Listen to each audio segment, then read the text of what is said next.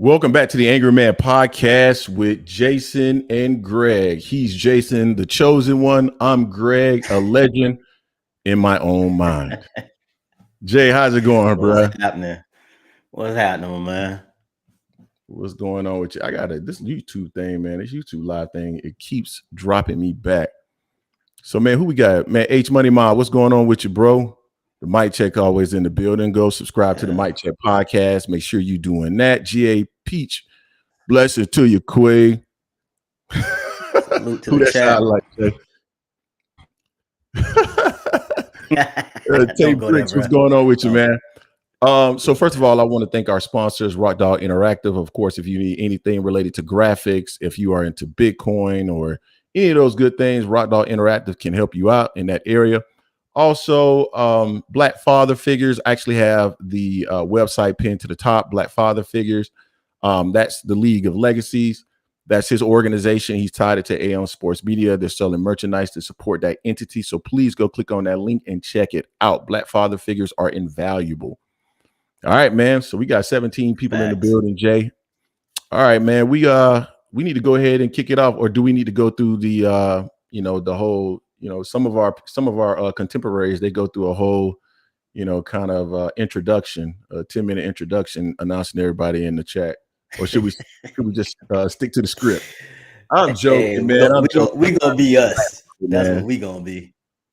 We're gonna be us. So, Jay, we dropped a video earlier today, and it might be a little bit controversial. I don't know. Maybe it is, maybe it isn't. But it was about some of the tension and beef that's been going on between content creators, most notably manager Marty and Blueblood Sports TV. Now, we were hesitant about doing a video on this topic just because, we don't really want to be dragged into anything that's going on from a YouTube beef kind of thing. I mean, you and I, man, we got real shooters in these streets. And so I want to avoid, East Coast, West Coast. Again, guys, I kid. But no, and on the real, we didn't really want to get dragged into any kind of situation in regards to, back and forth between content creators, because in reality, you're here to create content, right? And so we didn't want to be involved with that. I'm not sure where Jason is right now. It seems like he has something happened with Jay. So let me go ahead and just take the reins here. We didn't really want to get into any kind of situation or issues with any kind of other YouTubers or content creators. That was our goal. But we have been asked about this on a number of different occasions about Blue Blood and Jay, are you back? Looks like I'm back. Yeah, sorry. Looks like I'm having some issues. I think it's my turn to have some issues now. Oh, okay. So it looks like Jay is back now. Yeah, he's talking about technical issues last week. You reap what you sow, goddammit. You reap what you sow. Anyway, hey, Chad, he had that COVID on his system, and he spread that shit to my system. So I apologize. Here we go. Knew I should have got that extra booster. So we didn't want to get involved with this, but a number of people had asked us about this topic, Jay, and we decided to address it. Number one, because so many people have asked us about it, but then number two, because just looking around earlier today, we saw that we had actually been tagged in a number of different videos and mentioned in some other videos, and so we decided to address it, right? Because I guess we were kind of in the middle of it, I guess a little bit, but not really. So, Jay, I'm gonna pause there, man, and let you give your introduction on that particular topic, and then we'll delve into it a little bit in terms of what we talked about earlier. Yeah, when it comes to like beef between content creators, it's so much for everyone to eat. There's no need to have any type of beef. Personally, we don't know none of these guys personally, so it's not any beef out there. Only time we comment on stuff usually is if we're tagged into it, and then we'll comment on it. But other than that, it don't make any sense to me. It's enough content out there for everyone to thrive. Now, don't be mad if you get held accountable for your words. Of course, that's different. No, totally agree with that, and that goes into what we were talking about relative to video that we made earlier. Now, everybody knows about the beef. At least most people know about the beef between manager Marty and Blue Blood Sports TV. And it all stems from the fact that, Blue Blood's energy has changed a lot. According to a lot of people, I didn't really watch that much of Blue Blood Sports TV and his content, to be quite honest with you. It was interesting. Somebody in the comment section came on, Jay, and said Blue Blood is our YouTube father and that he inspires us. And I'll get back to that. But yeah, so, you shit over Blue here. Blood's, exactly. Blue Blood's energy changed according to a lot of people that watch his content. And I did see some of Manager Marty's videos in regards to Blue Blood and how he was treating different people that came into the comment section, talking about rats and roaches and all that other stuff, and talking about really just blocking people that didn't agree with him. And Jay, that we don't do that on this channel. We've had people come into the comment section and call us everything up under the sun. We're dumb. We don't know this. We do that. Blah, blah, blah, blah, blah. Quite frankly, I don't really, I have a very thick skin. I don't really care about any of that stuff, right? And so if you come in and you have a different perspective, then we're more than willing to hear your perspective. And you will not get booted from this channel because you have a different perspective, because at the end of the day, the channels are really supposed to be a community, right? Of people that are coming together and talking about boxing. And just because you have a difference of opinion, you get kicked out of the community. That's stupid. So we're not going to be doing anything like that on this channel. So that's the issue that a lot of people had. And then again, a lot of people started blaming Blue Blood for the fact that the Terrence Crawford and Errol Spence fight wasn't made. I keep telling people you are giving him way too much credit. Blue Blood does not have that kind of power within BLK Prime. He's simply an affiliate. Now, I think and this is another thing that people had an issue with, is that he started to insinuate that he had more power than what he really had, which was, like he had some involvement with making the fight. He had a interview that he did with Adrian Broner. He kind of insinuated that there may be some things that are coming up with BLK Prime that he may have had inside knowledge to, or something like that, saying, "Oh, AB, you're letting the cat out of the bag." He doesn't have that kind of power, right? We know that. So those are the things that people had issues with, and Manager Marty came and called them out on these different things. And I saluted Manager Marty on the videos that he did. Actually, commented in the comment section on one of his videos. So I think it's right. I think we all have to be held accountable, right? Regardless, whether you are a boxer, you have to be held accountable. Whether you're someone who's covering a sport or whatever, you have to be held accountable. Your job that you're going to go to tomorrow, we're all held accountable. And so at the end of the day, you cannot get upset because someone is holding you accountable to something that you said and then you contradicted yourself later. I mean, it is what it is. So that's what Manager Marty was doing.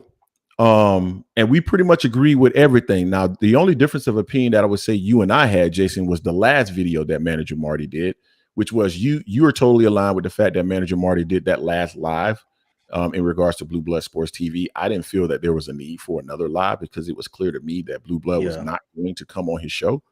So for that reason, I didn't think that was necessary. You felt okay about it, that it was okay for him to address it one last time and give him another opportunity. But outside of that, by and large, we agree with what Manager Marty did. So that's how I currently see that. Jay, I'm going to pause there again and allow you to go ahead and speak on that. And then I'm going to circle back to the whole notion that Blue Blood is our YouTube father. That's some bullshit. But nah, I mean, I don't have no problem with Manager Marty. Like you said, we saluted him. We aligned with most of the stuff he was talking about. I just don't like the fact that the narrative's been pushed out here that he's just trying to clout chase. I don't see it as such. He did 2 lives on it. One of them was supposed to be expecting Blue Blood to be on his live. Blue Blood never showed. Then Blue Blood did his own live after his live, saying that he was drinking. That's why he said he was going to do a live for Marty. And then Manager Marty did another live responding to that. So after that, unless Blue Blood respond to Marty, I don't think Manager Marty should even waste his time doing another live or any other videos really pertaining to Blue, unless Blue starts calling him out. I believe he said that was his last video on the whole subject about Blue Blood. So I just want him to be done with that. Just keep pumping more content out, because he's a good dude. He put out some good information. He got some good knowledge. So I mean, I want to see more of that, and I just don't want people to try to say that he's clout chasing when I don't believe he is at all. He has his own lane. Yep. And I think we all have our own lane. I think we all bring something unique to YouTube and how we cover boxing. And again, to your point that you make, everybody can eat because we all like I consume everything. Like if it's like I'm just going to use Florida State as an example. I consume all Florida State content.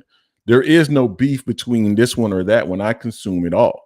And I assume that the people in the chat, they consume a lot of different boxing content as well. So I mean, it is what it is. Now going back to Blue Blood being our YouTube fathers and inspiring us.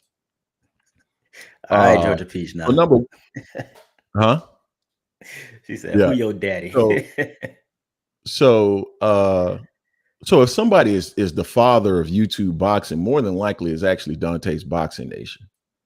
Would be my guess. Now, I have not been on YouTube for that long, but these guys have been on YouTube for a very long time, and Dante seems to be the biggest out of all of them. So if anybody is like the YouTube father, if you will, it's probably him. That's number one. Number two, we got to stop using what we see and defining people by what we see, because there's a huge pool of people that are on YouTube, right? You have people who are in the income bracket making $10,000 a year. You got people who are millionaires that consume YouTube content. So to make the assumption that somebody is broke based off of just what you see or the fact that they are a YouTube content creator, it doesn't make sense. And I'm going to use this as an example. So Microsoft at a certain point in time got into making phones, right? They had a Windows phone. If you looked at just the phone manufacturers and you decided that the most rich or the strongest or the most powerful of those companies is based off of their market share, then you would say Samsung is extremely rich and Microsoft is broke because they barely sold any of those Windows phones. But in reality, you would be completely wrong because that is just a sliver of a market. But there's a broader market out there where other products are being sold, and Microsoft is a giant. So when you start talking about Blue Blood and he's our daddy and we're broke and all this other stuff, Blue Blood is a big dog within YouTube channels for boxing. But when you step outside of boxing, his YouTube channel is actually small when you compare it to other YouTube channels. And then when you just step outside of YouTube, you don't know what is on the outside of these walls. You know what I'm saying, Jason? So let's stop making assumptions about people's wealth and who they are based off of that stuff. It doesn't really make any sense. So that's all I got to say about that. Jay, anything else you want to comment on that? And then we're going to switch to some boxing, bro. We can did it at that. You know, I want to get to what we here for. All right, man. Sounds good. So before we switch, we have 71 people in the building, got 23 likes. If you get the opportunity, please hit the like button. And if not, hit the dislike button, but make sure that you are engaging with the content and also subscribe to the channel. We are always dropping content, and go check out the Mic Check podcast. It's like a sister channel to this network. And so, yeah, let's jump into it, Jay. So what do we have on the docket today, man? And Deuce Daly said boxing ego be stealing our points, low key. Boxing ego. So I don't know if that's true or not, because I don't really watch Boxing Ego's content. But I will say this: because we do boxing, a lot of stuff shows up in your YouTube stream, and I've seen videos from larger channels that I know their idea came from our video, and I know it for a fact because you can tell how their video is set up. You know, because they're larger, they get the opportunity to claim it, and that's okay too. That's okay too. So, man, let's talk about it, man. So we did a video about Errol Spence. He recently dropped a tweet. Jay, I don't think I had a tweet up, but he basically said, man, sometimes they think they're ready, but you got to put them back on the nipple. You got to put them back on the nipple. Now, he was very vague as he said that, right? Because, you know, he didn't call anybody's name out specifically. But in my opinion, he was talking about Jaron Boots Ennis and talking about you got to put that boy back on the nipple. Now, I believe that Ennis is not ready for Errol Spence. I don't think he's ready for Terrence Crawford either. No. What do you think not about based on his last fact that Errol Spence called him out like that? I mean, I kind of like it. You know, Spence is very cerebral. You know, he don't really say much, but he'll say some little slide stuff on the side. So I appreciate him for that. But I don't think Boots is ready for Spencer. But based on his last fight, you know, I just can't put one fight and just say he's shit. You know, he won 12 rounds to none, but he didn't win in the fashion he hyped it up to be. The media hyped it up to be, and some of us even hyped it up to be from the fighting KC. So after that fight there, he has a bounce back. You know, whether he fights Bud, since Bud didn't have a dance partner, or, you know, Ugas or whoever, you know, he has to look good in that next fight. He has to make up for the flaws that he showed against KC, from not being able to cut off the ring to just swinging for the fences and doing ballerina twirls in there. It just wasn't a good look for him after all the hype that was out there for him. So I think it definitely was a shot at Boots. And I just hope Errol is just sitting back, just working, you know, getting healthy and working, getting ready for his next fight in April or May. So T in the comment section saying that he was talking about Dallas, the Dallas Cowboys, and the Dallas Cowboys weren't playing. So T, I appreciate you updating us on that, but for the purposes of this show, he was talking about Jaron Boots Ennis. Now, Brenda said Jay mentioned Ellis. Is that who he was talking about? Rashidi Ellis. Jay mentioned Ellis. Maybe. Now that could definitely be there, because Rashidi he talked the big game and got dropped twice and lost that fight. Although most of us think he won that fight, or at the very least it was a draw. No, that's his son name too. Oh, T saying that's his son name as well. Okay. Oh, hey, hold on. Let's do a real quick pivot. Hey, Deuce Daily, you right on about Roy Jones getting Eubank knocked out, because Eubank looked like a Roy Jones version from Wish. He looked horrible. He looked bad. He looked bad. Yeah, knocked out. He looked bad. Yeah, we can cover that. Let's dive. We'll circle back to Errol Spence. So yeah, I didn't see the fight in its entirety. We got you, Deuce. I didn't see the fight in its entirety, but he didn't look good. I was thinking about that as well. Not Errol Spence. Roy Jones is a legend in the sport, but I don't think he's necessarily a good trainer. When you think about Roy Jones and his style, he lacked a lot of fundamentals. So how is it that he's going to get in the ring and actually train someone and get them sharper and improve on their skills? You know, I kind of struggle with him being a trainer. So I'm not surprised that Eubank lost. Because, yeah, I just don't think Roy Jones is going to be the trainer for anybody. But I saw how he got knocked out, man. He didn't look good. Jay, I'm going to go ahead and pass it to you on that one, man, because I think you saw a little bit more of the fight than I did. Yeah, I watched most of the fight. He just like his prior fight, he was trying to be Roy. You can see, because you know how Roy has that kind of like that left arm out there hanging, almost like it's dislocated, almost the way he does it. I'm like, you're not Roy. You need to be fundamentally sound. Roy had God-given athletic ability. You know, he was a freakish athlete out there. He was just so much faster, much a better athlete than most people. His flaws were minimized because of his athleticism, and he had power in both hands. Eubanks wasn't the same thing, but he tried it, and he like a wish version of Roy. He looked bad, man. And I didn't like the way he looked the prior fight before that, even though I think he won by a knockout. It's only one Roy. You know, it's like trying to be like Floyd and trying to do that the shoulder roll like that. You're gonna get knocked out. Ask AB. You're gonna get beat up. So it was bad. It was bad, man. Yeah, he looked bad, man. I think Roy needs to hang him up in terms of being a trainer, man. Again, Roy's style.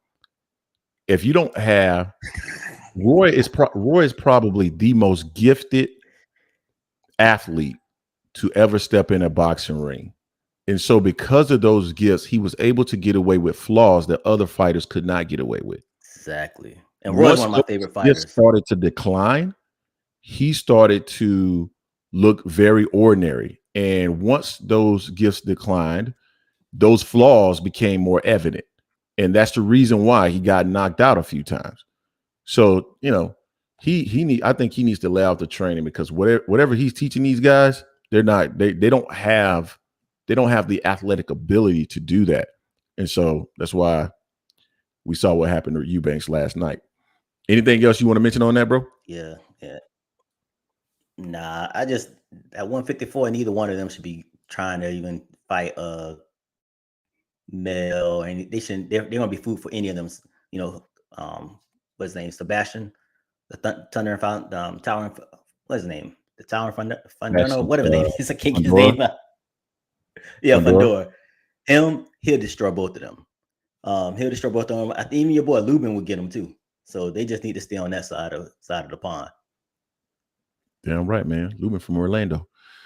Yeah, before we switch back to the Errol Spence topic, we got 99 people in the building, 40 likes. If you get the opportunity, please hit the like button, or if you don't like the content, hit the dislike button, but make sure you're engaging with the content. And also make sure you subscribe to the channel, AM Sports Media, and the Mic Check Podcast. All right, bro. So we took that quick pivot. So I think the point that I was making was that Jaron Ennis is not ready for Errol Spence at this moment. I've said on many occasions that I think it's time for his trainers to really start to think about who's more likely to be the next champion in the WBA, the WBO, etc. And then get him in the ring with some opponents that would get him ready for those types of fighters. Because right now, as I see it, Boots has some flaws, and I just think a lot of people don't want to accept the flaws that he has. He has some flaws. Put him in the ring with some fighters that get him ready for those champions. He has all of the raw materials, like the raw skills and attributes in order to be everything that we want him to be, but he's just not there right now, and that's okay. So those are my thoughts on that. Jay, I'm gonna give you one last opportunity to speak to that, and then we'll transition to another topic. No, I agree. I mean, with Boots, those flaws he showed against KC were some of the same flaws we saw him fighting other fighters. They just got really blown up on this stage here because he couldn't do nothing with it. He won the fight. If he hadn't been hyped up and he hadn't hyped himself up, I think everyone would have a different opinion on it, but we'll still have a concern. You should be able to cut the ring off. If you head him, you should be able to cut the ring off. And Brenda, you ain't right for that. I just saw that shit too. I'm so tired of Brenda. Yeah, that ain't right, man. We need to put Brenda in timeout, man. We need to turn. Jesus Christ, man. Oh, that's fucked up. And T is co-signing it. GA Peach is co-signing. Hey, GA Peach, I think you posted something, and I know this is all track. GA Peach, you posted something in the comment section. You mentioned that the fight wasn't going to be at the State Farm Arena, and I told you that there's the Gateway Center, jokingly, for the Adrian Broner fight, but that's actually where the fight is going to be. It's going to be at the Gateway Center. Those of you in the Atlanta area, you know exactly where the Gateway Center is. It's where the WNBA team for the Atlanta, I don't know what their name is, but for the city of Atlanta, they play out there at some college park. Very small venue. Yeah, so they can BLK can say they have a sold out. Now, so someone in here, Joan Turner said Boots would defeat Errol easily. Whoa! Pump the brakes now. Pump the brakes. I don't agree with that at all. I don't know where he gets that from. Yeah, I mean, just because he said Errol is not swift-footed. Errol uses ankles. Oh, Jesus Christ! Yeah, why do we keep going back to the same? A fighter can get the same results by using different attributes or tools in their tool belt. You don't have to necessarily use foot movement in order to avoid a fighter's punches and be able to counter them. So, like, you don't have to be a clone of KC in order to actually cause him problems. Exactly. So I'm not tracking with that. Because remember, KC was in the pocket and Boots couldn't hit him still. He was slipping his punches. And that's one thing Errol when he's in front of me. And also, if they're close range, Boots is going to take some punishment. Errol is going to pound him because he's going to kill that body. So I mean, I don't get that. Everyone has a puncher's chance now. We're still high on Boots, but he has to show that he's gotten better since his last fight. And the fact that his dad and him both say they don't watch fighters, they don't watch their opponents. Yeah. That's a big concern. That's a huge concern. Hey, real quick. Because so there's a couple of comments here. GA Peach talking about the AB fight and Deuce Daly. And you and I were talking about this earlier today. So we know that there was a video drop earlier today. I can't remember which content creator dropped it. It might have been Manager Marty, but it was talking about the fight had been canceled. Now, I hadn't heard anything about the fight being canceled, but I know Hank Lundy was suspended in California, but those state bodies, they're different, right? So Nevada is different from California, who's different from New York. So I don't know if that actually affects his ability to fight in Georgia. So Deuce has a point there, and that was the point that I was making to you earlier, Jason. I don't know if the fight is automatically canceled because at the end of the day, this fight is going to be based on the State Athletic Commission of Georgia, not California. And so unless they have some kind of agreement where there are certain rules that cover across all of these state athletic commissions, then right now he's probably able to fight. Well, maybe they looked at that whack ass card they had for the Crawford fight, and they saw this whack ass card, and they're like, we're gonna do him a favor. We're just gonna say he's suspended, and so they can cancel the card and redo it again. They need to hit the reset button. Joan that card was trash. Joan Turner, you're absolutely wrong. Because Jason, if you recall, we did a video looking at Errol Spence and Terrence Crawford and the amount that they get hit by their opponents. Actually, Errol does not get hit a lot. That's false. So go look at some punch stat records and you'll find that out yourself. John Turner, Boosie admitted he don't watch opponents. Him and his son both admit they neither one watch the fight. They have some other people watch it, but it's not the same. They just have him here say it's better if you watch it yourself. Exactly. But yeah. Miss T, salute. So yeah, sorry that we pivoted there real quick. So the next thing that we had on the docket though, Jay, was Rolly Romero and Frank Martin. And so we've seen a lot of excuses coming from Rolly Romero in terms of why he's not going to fight Frank Martin. We know that Errol Spence is interested in making that fight. I don't know where Rolly Romero actually goes. Now, he's saying that the reason why he had issues in the Gervonta Davis fight was because of the fact that he was weight drained, which maybe that's true, maybe it's not. But if he moves up to 140 pounds, there's nobody there he can beat. And he definitely can't beat anybody at 147 pounds. So I feel like similar to Teofimo Lopez, he's stuck because his power is not going to translate the same way at 140 and 147. And he doesn't have the skills to beat those fighters up there at that weight class. So to me, his next best opponent is Frank Martin. And I think that's the reason why Errol Spence is bringing it up. So what are your thoughts on that, man? I think he's ducking, bro. Nah, he ain't ducking. He's still punch drunk from that punch that he took from Tank. He don't know what's going on still, almost a year later. Because think about it. He lost the Tank, and he hasn't done nothing but talk shit and eat and make excuses. He made an excuse, like you said, oh, I was weight drained. Oh, I couldn't feel my left hand. Oh, it was a lucky shot. It wasn't a lucky shot. Tank threw that several times in the fight earlier. He was setting him up for that because he knew Roller's going to run into it. Everyone thought Roller's going to run into it earlier because Roller talked all that shit, so he was going to knock Tank out and run around. But he was smarter than that, at least. So he ain't going to do that. He, like you said, he's probably stuck right now because he says he can't make 135. He damn sure don't want to mess with no one at 147. At 140, he'll be food for Regis, Jack Catterall, Taylor. Those three, although Taylor has another injury, so he's not fighting Jack right now. That's been pushed back again. But those three would eat him up. So he's better off just either trying to make the weight at 135, or if he go to 140, hell, fight Tszyu. That's probably not a bad fight, but I think Tszyu knocks him out too. Yeah, I wouldn't doubt that. Yeah, I don't think he can beat anybody up there, to be quite honest with you. He's a great mouthpiece. He talks a lot of shit. I think that's a good thing, right? That he talks so much. I think it's intriguing in terms of building up a fight. That's probably partly the reason why the pay-per-view with Tank Davis did 275,000 buys. So yeah, I think there's an opportunity there for that fight, but he needs to go ahead and stop making these excuses in terms of not wanting to fight Frank Martin, because Frank Martin is nobody. He's not a name. It's not something that's going to drive anything. He's the biggest and the best in the sport right now. He's a superstar in the sport. No, you're not. You're Rolly Romero, the guy that got knocked out by Tank Davis. So figure out a way to make this fight happen, because I believe that that's what's best for the sport.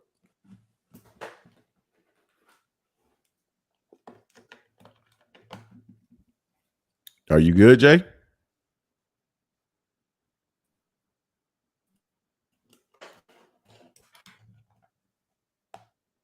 Hey, you guys, can you guys hear me in the chat well? Just doing an audio check here. Yeah, we're good. I'm telling you, that damn Greg COVID virus, tech virus. No, Real, listen, that ain't got no. Don't tie me into shit. This is all on your end this week. You gonna hold that, you gonna stand on that shit on your own. All on you, brother. All on you. So yeah, I think that's the direction he needs to go, man. I think that would be a great fight for Frank. Time out, Greg. Hey man, we got to throw a wrench at Brenda or something, man. She acting out, man. She said she hit the like button, so that's why I couldn't hear nothing. See, if I didn't love Brenda so much, if I didn't love her so much, if she didn't bring so much to this show, I swear. But yeah, bro. I mean, I lost my train of thought, man. I'm sorry. Did Greg sneak and switch mics? No, man, this is the same mic. I got my shit. I'm on point this week, guys. You guys will see. You're gonna be calling in soon. I got all that shit set up. Greg, the IT man, did his thing this week. Now you see Jason. He fixed his shit, but it messed my shit up. Fuck, I messed your stuff up. I'm not in your room, man. You fucked your stuff up. All right, man. What's the next thing on the agenda, man? You get me all off track here, bro. Let's see. So I was looking in the chat. They're talking about who was next up for the WO. How they removed. We knew Boots was going to be removed anyway from the WO. I did a video on this like 2 or 3 weeks ago. Yeah, Rocha. We picked Rocha a while ago. Now I'm saying Rocha. What Rocha has a fight coming up. Did he fight yesterday or does he fight next weekend? One of the two. I thought it was next weekend. Next weekend, yeah. League, yeah. Sack race had to be made. I'll take one for the team. You know, I take this one for the team this week. You know, after all the shit that he was doing last week. So I didn't do a damn thing last week. All I know about that was the problem. That was the problem. All I know about is this week. All I know about it this week, and my shit on point this week. No, we made Rocha fight. Yeah. This was like 3 weeks ago because it was like I know who his next opponent is going to be, and it's Rocha. And I've said this in the past, and you guys may disagree with this. I don't know. I said this. We did a video on it. The WBO is in bed with Terrence Crawford, and they have created a situation where he's never going to face anybody of any significance or challenge. Now, if I'm not mistaken, Rocha is an eliminator in I guess this coming up weekend. I think it's a WBO eliminator. Ask yourself this: why did they not create an eliminator between Ortiz and Ennis so that they could fight Terrence Crawford next? Why didn't they order it when those guys have been number 1 and number 2 since the end of 2020? So why didn't they do something to make those guys fight so that they could get a shot at Terrence Crawford? They waited till this guy went down the IBF route because everything in the WBO was not moving. Then once he got to the IBF route, they know once he win that interim title, they're going to remove him from their rankings. Ortiz already said that he doesn't want to fight, and now he's fighting for the WBA title, which removes him. So now who's left? Lower level fighters, the fighters that we do not consider the elite at 147 pounds. So you guys tell me how the WBO is not in bed with this dude when you consider the fact that the last time he defended his title against a mandatory was 14, 15 months ago. So it's ridiculous, man. It's ridiculous. What are your thoughts on that, bro? I don't like it either. We called it a while back that it'll be Rocha, the next person to be fighting for Bud. You know, it's either gonna be Rocha or Billy Club. Those are my 2 picks for that, for who Bud's gonna fight next. I think it'll probably be Rocha or Crowley, but I think it's gonna be Rocha. Yeah, it could be one of those 3, but definitely it's not gonna be anyone of substance. I doubt that. Just based on the past. Not at all. It will not be. Not at all. Yeah. Yeah. So I'm sorry. I think that was just one we took out of the chat. So we did a little content, man. Speaking of Bruce Ennis, man, we talked a little bit about whether or not he was ready for the WBA winner.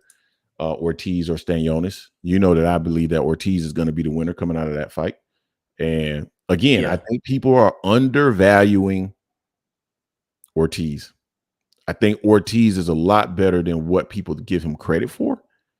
And I think people will be surprised in the event that they were to get into the ring with each other. And that's why I mentioned earlier, I think it's important for Boots and his team to put him in the ring with fighters that are going to look similar to someone like Virgil Ortiz, or whoever eventually becomes the WBO champion once Terence Crawford fights the remaining cans on his schedule and eventually retire.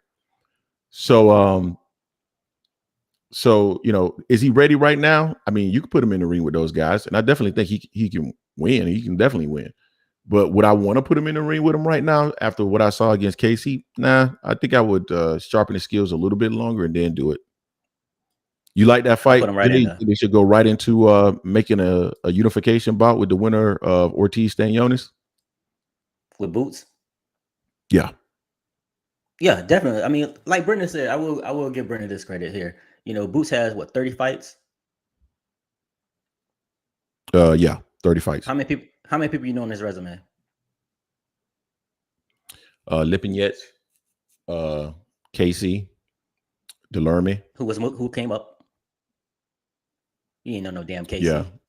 I think Lipinets and Delorme came up, if I'm not mistaken. Yeah, so I mean, Brendan has a point. Like some fighters, that's a career for them. You know, 30 fights, that's a career for some people. So I mean, at this point, he needs to go ahead and fight. You know, and he says he wants the best. So go ahead and get in there with the winner Ortiz and Stanoinis. You know, and get it done. You know, now I'm not gonna go in and say that Stanoinis is gonna lose to Ortiz either. Stanoinis can fight. You know, Ortiz, both of them are, I think they're probably about even. I think it's really a 50-50 fight with the both of them. You know, I didn't like watching Stanoinis' last fight because he got hit a lot. His last fight. Yeah. You know, and Ortiz didn't look too good against McKinnison, but then he turned on and got him up out of there. They're different type of fighters, and both of them. The good thing about this fight here with Ortiz and Stanoinis, they pretty much just gonna go and meet in the middle of the ring. You know, neither one, does a lot of movement or a lot of pivoting or anything like that. They just really go head to head. It's gonna be like rock and sock 'em in a sense. So yeah, I think it's gonna be a good fight. So, Deuce Daly said, "Who we know on Ortiz's resume? You just mentioned McKinnis. He beat Mean Machine. Maurice Hooker are the ones that come to my mind. Anybody else? Nah, but Hooker is diminished because he lost to Bear Claw. He got his ass beat by Bear Claw.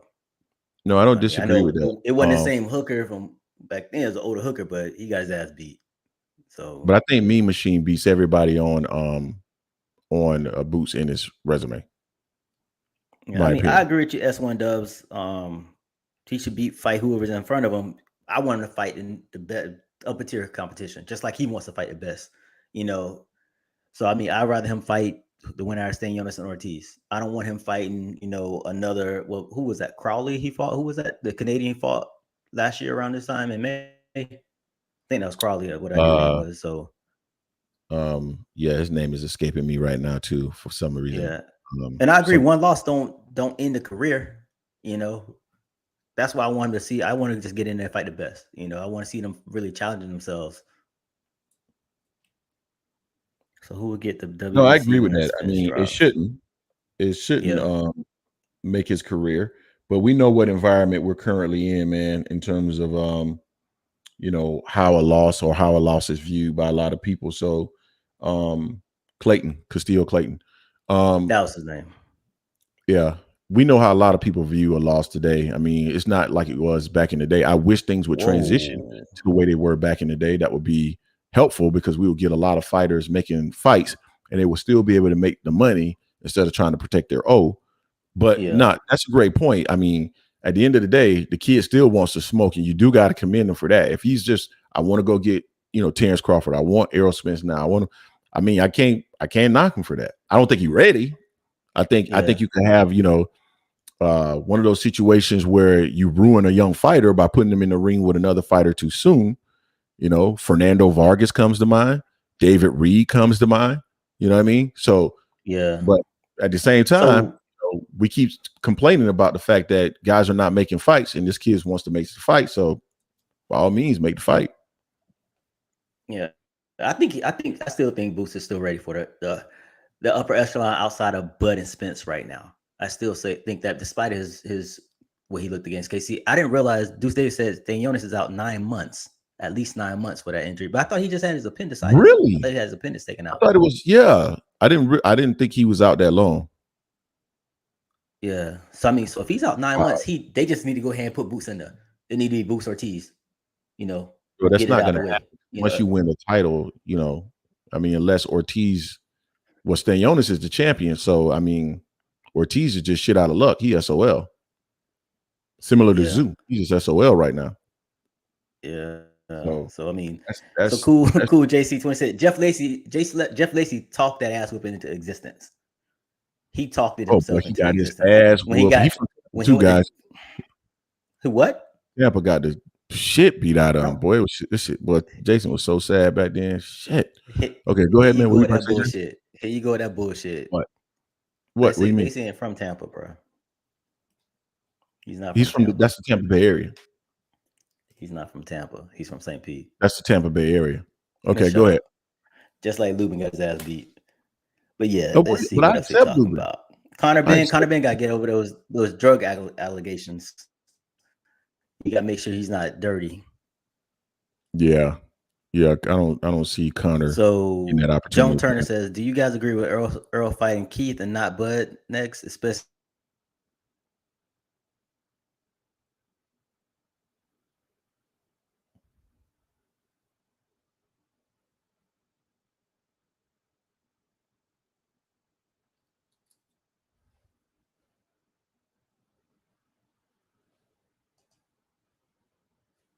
I think Jason dropped again. I thought maybe my I was having issues, but I can't hear Jason. Can you guys hear me good in the chat, guys?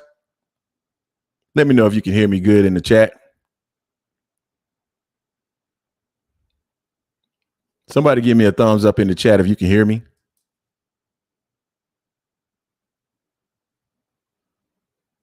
Okay, I'm good. Yeah, at the end of the day, man, Jason's computer is a piece of shit. I've told him on many occasions that he needs to get his computer fixed. And he talked all that trash about me last week. Now look at his stuff. Hey, you know what? God, awful. Jesus Christ, man. Your computer is shit, man. Whew. Greg, your computer is shit. Like, I don't even know where you...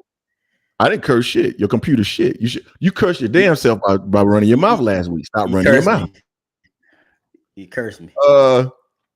Yeah. So what was I about to say? Where were you, man? I think you were saying AS1 does, man. I don't like you either, man. What happened? He said I'm stealing my neighbor's Wi-Fi. Must be, bro. Damn. I'm gonna tell you what it is. Jason finally put some pictures on the wall. You guys might notice back there.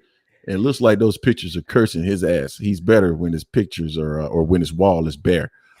All right, man. So we came to a point now, man, where we can. Hey, we got 124 people in the building, 78 likes. If you get the opportunity, please hit the like button. It helps people find this content. And if you don't like the video or the live stream, then go ahead and hit the dislike button. But make sure you engage with the content. And while you're at it, make sure you subscribe to the Angry Man Podcast, AM Sports Media, our channel. We are always dropping content, and go check out the Mic Check Podcast with T Ward. That is our guy. It's like a sister channel to us. All right, man. So Jay, we've covered a number of different topics. Right now, we're at the 51-minute mark. I know we got other things that we want to cover. Do we want to go through these things, or do we want these things? We want to allow these things to come up as we are going through. Or we're allowing people to call in. You want to go ahead and make that switch and allow people to start calling in? Yeah, let's get the chat. Let's get the phone line popping. All right, man. Let's get the phone line up. Let's make sure. I hope the phone line works. Now, this one will be on me if it's not working, but it was working earlier. So phone line is up, guys. I'm going to take the number and I'm going to pin it at the top of the chat as well. Easy, Brenda.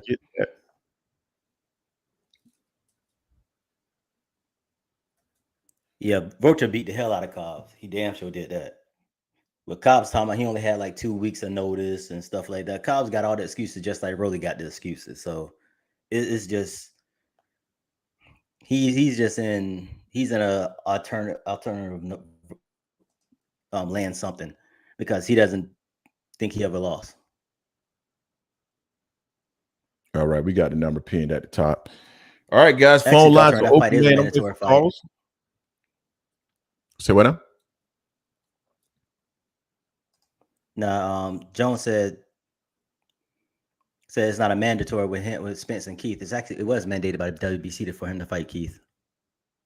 Yeah, absolutely, and it's going to satisfy his mandatory as well. Jay, so we got a few different topics that we got here on the docket to cover. Actually, we already kind of talked about who's next for Crawford. Who's fighting in April? Errol Spence versus Gervonta Davis. And then Bernie the Boxer, he has Keith winning that fight and not Errol Spence. Which one of those topics you want to tackle while people build up the courage and come on into the? I know Brendan. Actually, we need to talk about the new information that just came out. I'm sorry. No, Brittany had to go. Brittany had to go. She said she had to go. Oh, okay. Oh, that's when we dropped the phone line. She had to run up out of here. She really don't want this smoke. Yeah. What were you saying, bro? She went out the back door. Now I'm saying, what about the information that just came out that you sent today about Tszyu fighting Tony Harrison? Yeah, man, tackle it. What's going on with that? That's gonna be a hell of a fight. I think it's March 12th. You know, so you guys in the chat, do y'all think that's a good fight? Tszyu fighting Tony Harrison as a replacement while Mel heals up his wrist? I think it's a good fight. We called that how long ago? As soon as we heard that Mel was hurt, we said Tony should fight. I was like, oh man, it had to be 3 weeks ago at least, man. Right? I think it was you that called that said Tony Harrison will be the replacement. Yeah, and then Tony tweet. Yeah. Yeah, Deuce Daily, I saw something on that. Now, I mean, that's going to be a really good fight. David Avenese will take him to the trial. So I saw that pop up so we got a caller calling in. So let me answer this real quick. Welcome to the Angry Man Podcast. You are live with Jason and myself. Who we got on the line? Excuse me. Yeah, this is G. G, what's going on with you, man? Yeah, starting away on the topics on one of the topics that you guys got on the docket. Yeah. The Tszyu versus Tony Harrison fight. Yeah. I seen a post about it. I was looking to see if it was confirmed by any notable sources. So to your knowledge, is that fight actually going on? It seems like it. It was tweeted by I can't remember the guy's name. Is it Benson? Jay? Let me pull it up. What is his last name? Benson. Let me pull it up. Yeah. And he's pretty reputable. If I remember. No, it was Ben Damon. Ben Damon. Okay. Ben Damon was one that posted that. So that's the only thing that I've seen in regards to the fight. But what are your thoughts on it? Well, Tony Harrison, he's the WBC silver champion, correct? Because Sebastian Fandor is the WBC interim champion at 154. Tony Harrison is the silver champion, and I believe Charles Conwell has the title too at 154. Okay. I'm honestly not familiar with who their interim champions are, but go ahead. Yeah, well, I'm just saying because I didn't know the exact timetable that Jamal. I don't know if I always mix the two up between Charlo, so I'll just say. Oh yeah. Little Charlo had as far as recovery. So they're just gonna push forward with the fight. Yeah, that's what it seems like. The person who said it is a journalist from Australia. They said the fight's going to be in Australia as well. Oh, okay. that sounds so, sus. yeah, that was the next thing I was going to ask. 'Cause after Devin Haney and Cambosos, both of those undisputed matches, Australia seems to be a big hotspot for boxing nowadays. Yeah, if you're Australian, sure. Yeah, would agree with that. Yeah, I don't think you just gonna go over there. Tony gonna really have to. Sorry, go ahead. Yeah, Jason ass might be going again or something. Jay, are you there? Yeah, I'm here. As far as like details and going over the actual fight, I believe Tony Harrison is the more skillful fighter. It's just last couple bouts that I've seen him in, he was really willing to take a lot of risks, unnecessary risks, I should say. So I just think if he goes in and boxes how he knows how to box, stand behind his jab and turning his opponent, I think that would be a fairly easy win for him because he looked good against Garcia the last fight that I seen him in. Jason, what's your thoughts on that? On the Tony Harrison Tim Tszyu fight? Yeah, I think what he's basically saying is that Tony Harrison has the opportunity to be successful in that fight going over there to Australia just because of the skill level. And if he stays behind his stick and basically continue to turn him, he'll be successful in the fight. That's what I'm understanding you say, right? Yeah, correct. Yeah, no, I agree 100% with that. The thing is, for Tony, with him fighting in Australia, I'm worried for him. I'm worried if it goes to a UD. It goes to a decision, he's going to have to really just completely wash Tim from first round to the 12th round. I think he can because I saw how Terrell Goucher, when he fought Tim, he knocked Tim down the first round. And he ran out of gas within like 4 rounds. And then Tim was laying it on him. Now, Tony is a hell of a boxer. I think he'll box his head off. He just can't get like a daisical. The biggest concern for me with Tony, also outside of being in Australia, is seeing how he fights without his dad now. Because he didn't look good the last couple of fights without his dad, since his dad passed and everything. So I don't know if he has that fire again. I hope so. Because if he does, if Tony Harrison that fought Mel the first and second time fights Tim, Tony's going to win easily. And let me just say this. I believe that this fight is official because it's showing up in BoxRec currently. So I think it's good to go. Okay. That's a valid point that your co-host made. One of my only concerns with Tony in this fight, he's been training Alicia Baumgartner. So I don't know how. Yeah. So I don't know how much he's been actually honing in on his craft individually. We're trying to get the fighter prepared. So they just came from overseas fighting. Then they got another fight coming up too. So that would be my only concern. Him going in there. But I do agree he would have to go over there and pitch a complete shutout, get the victory in Australia unless he was able to stop Tszyu. Yeah, my only comment there is that we got to protect Baumgartner at all costs. Whew, that woman. All right, go ahead.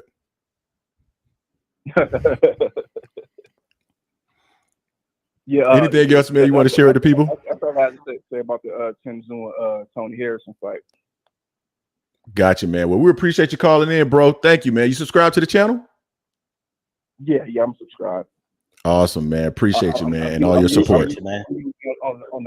I'm usually on the other side of you guys' arguments, but we can say that for another day. All right, man.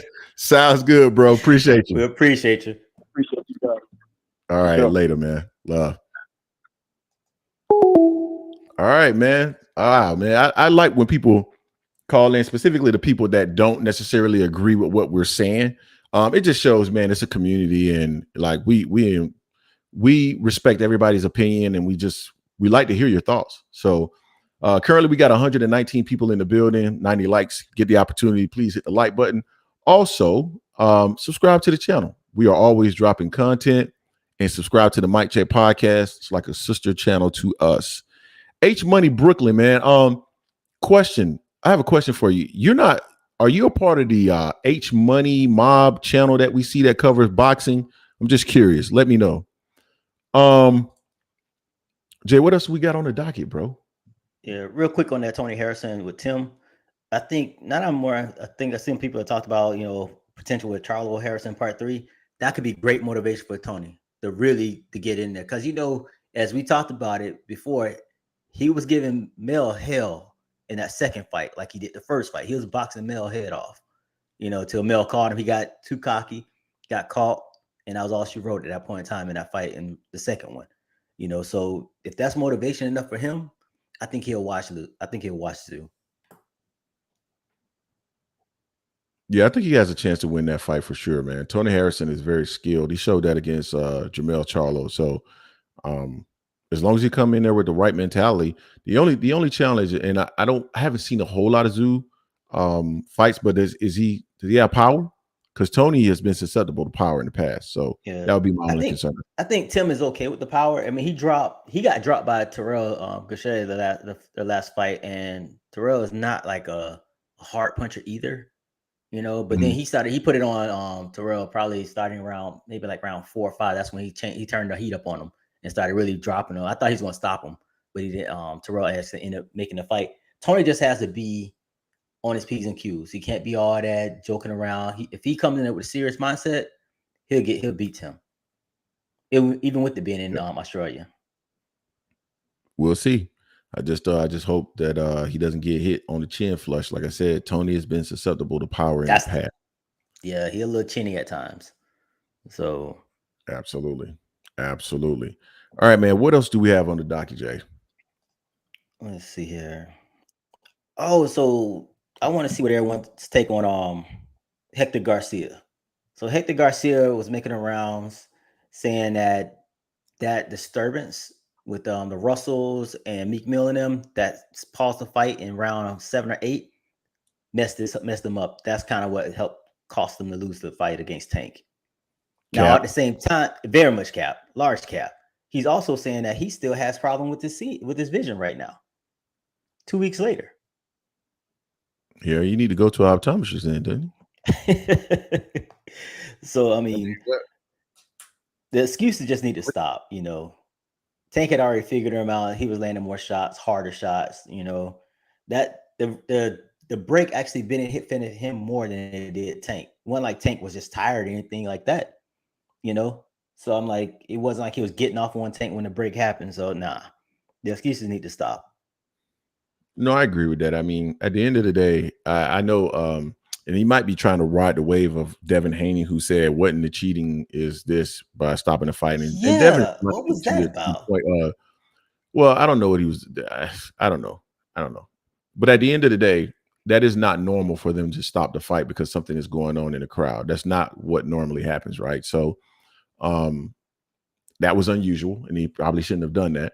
But I mean, it was the inevitable that was coming. I mean, Hector was slowing down more and more and more. Tank was getting more and more comfortable and figuring out ways to get on the inside. That fight was going to happen in the way that it happened, regardless of what happened in the crowd. So I'm not subscribing to that.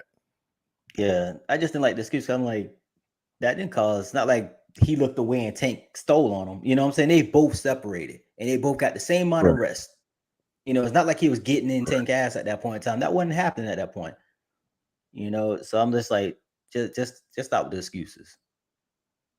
Yeah, H Money, they typically don't stop the fight for stuff that's happening in the crowd. So I was a little bit confused by why they did that as well. But that fight was going to end the way that it ended, regardless.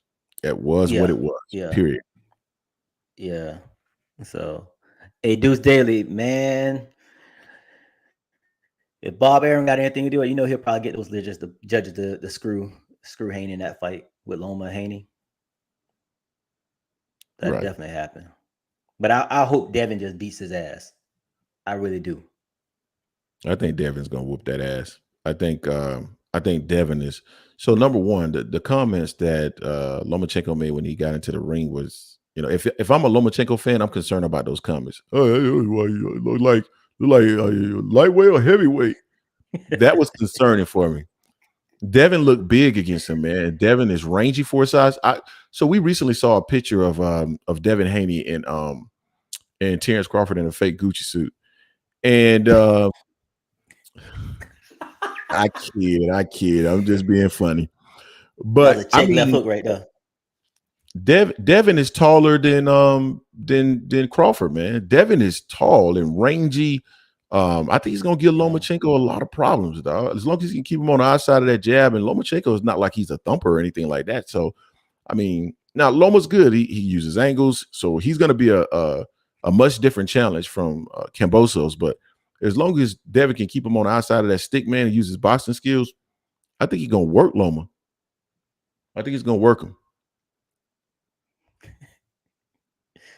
Yeah, Jason. Yeah, we were concerned when he saw Ryan and accused him of being on steroids, but only concerned in the sense that you give the impression that you have some type of fear of this guy, right? And that you might be looking for an excuse. But outside of that, no. Nah, not at all. Now, what someone said about, with Devin and Loma didn't look good in his last fight. I felt he lost that fight by 1 round. And that dude has the similar attributes as Devin as far as being bigger, longer, and taller. And Devin's a much better fighter than that guy. So I don't see Loma changing, because Loma seemed like he looked defeated against that dude. Now, granted, that dude was his sparring partner, so he knew some of Loma's tricks and whatnot, and vice versa. But that dude had never fought 12 rounds before. That was his first 12-round fight. And Loma struggled mightily. So I mean, I don't see it being any different for Devin. I just want Devin can't get cute in the ring. He has to be in there, be focused, because Loma's still dangerous, because Loma can still do a lot of different angles. But I don't see him beating Devin. I don't see it. Man, Charles, I'm going to butcher your last name, but Igburrace? Appreciate the love. Appreciate that. $20. Everybody has to start. Keep doing your stuff, guys. I really appreciate that, man. Everybody has a starting point. Totally agree with you on that one. And this is our starting point. So appreciate that. Hopefully we'll fix my tech issues and Greg tech issues.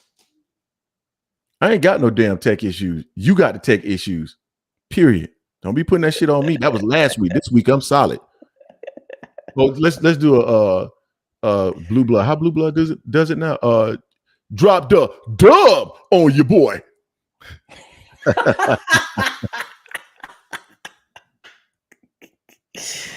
I kid. Oh, man. Guys, I kid. I like to keep it lighthearted, man, and make jokes, man. It's all good. Who hits harder? Nah, 50-50. I think they're really close to the same as far as that goes, but as far as I think they're more of the Money Mayweather style, where they're going to outbox you, because they don't have the power, I don't think, to really knock someone out. I think it'll be accumulation. They'll make you quit by pounding you like that.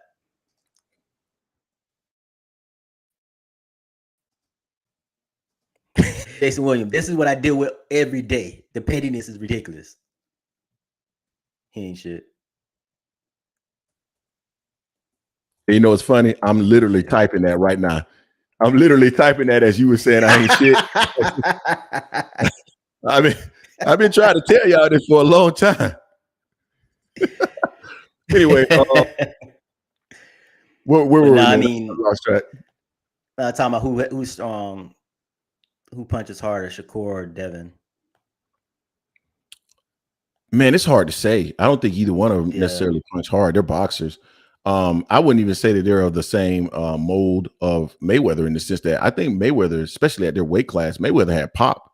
Mayweather had pop. He was a beast. That was Pretty Boy for it back then. I'm talking about they're fighting the way they fight now.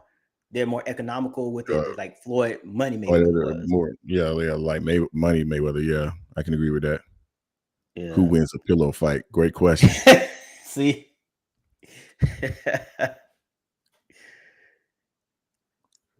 Loma has the tools to steal the round from Haney. All Haney does is jab and clinch.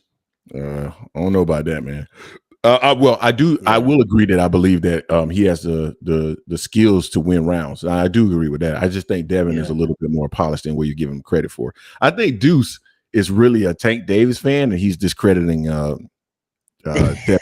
both of those guys are good fighters, man. They're both good fighters. Yeah. They're damn sure good. They're very fundamentally sound. You know, so Yeah, I they're both mean, really good fighters. for someone that likes the sweet science, that fight between the two of them would be excellent. You know, if you want someone getting knocked out, you're gonna be disappointed in that fight. I would love to see those guys because I like chess. You're I gonna be like all disappointed. kinds of fights. The only fights that I don't like, Man.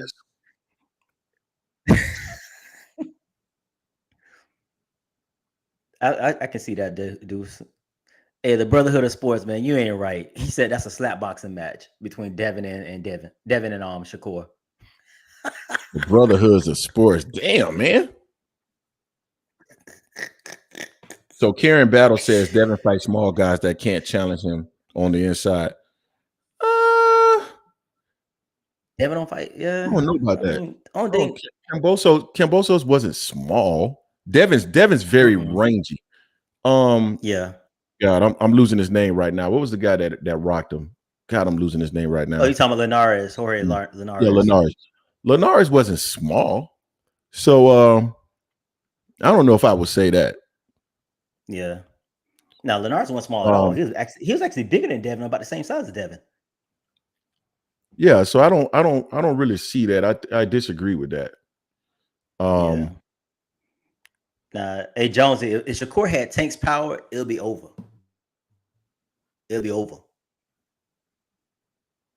If Shakur had Tank's that wouldn't even be fair. Well, if Devin has Tank power, if I had Tank power, it'd be over.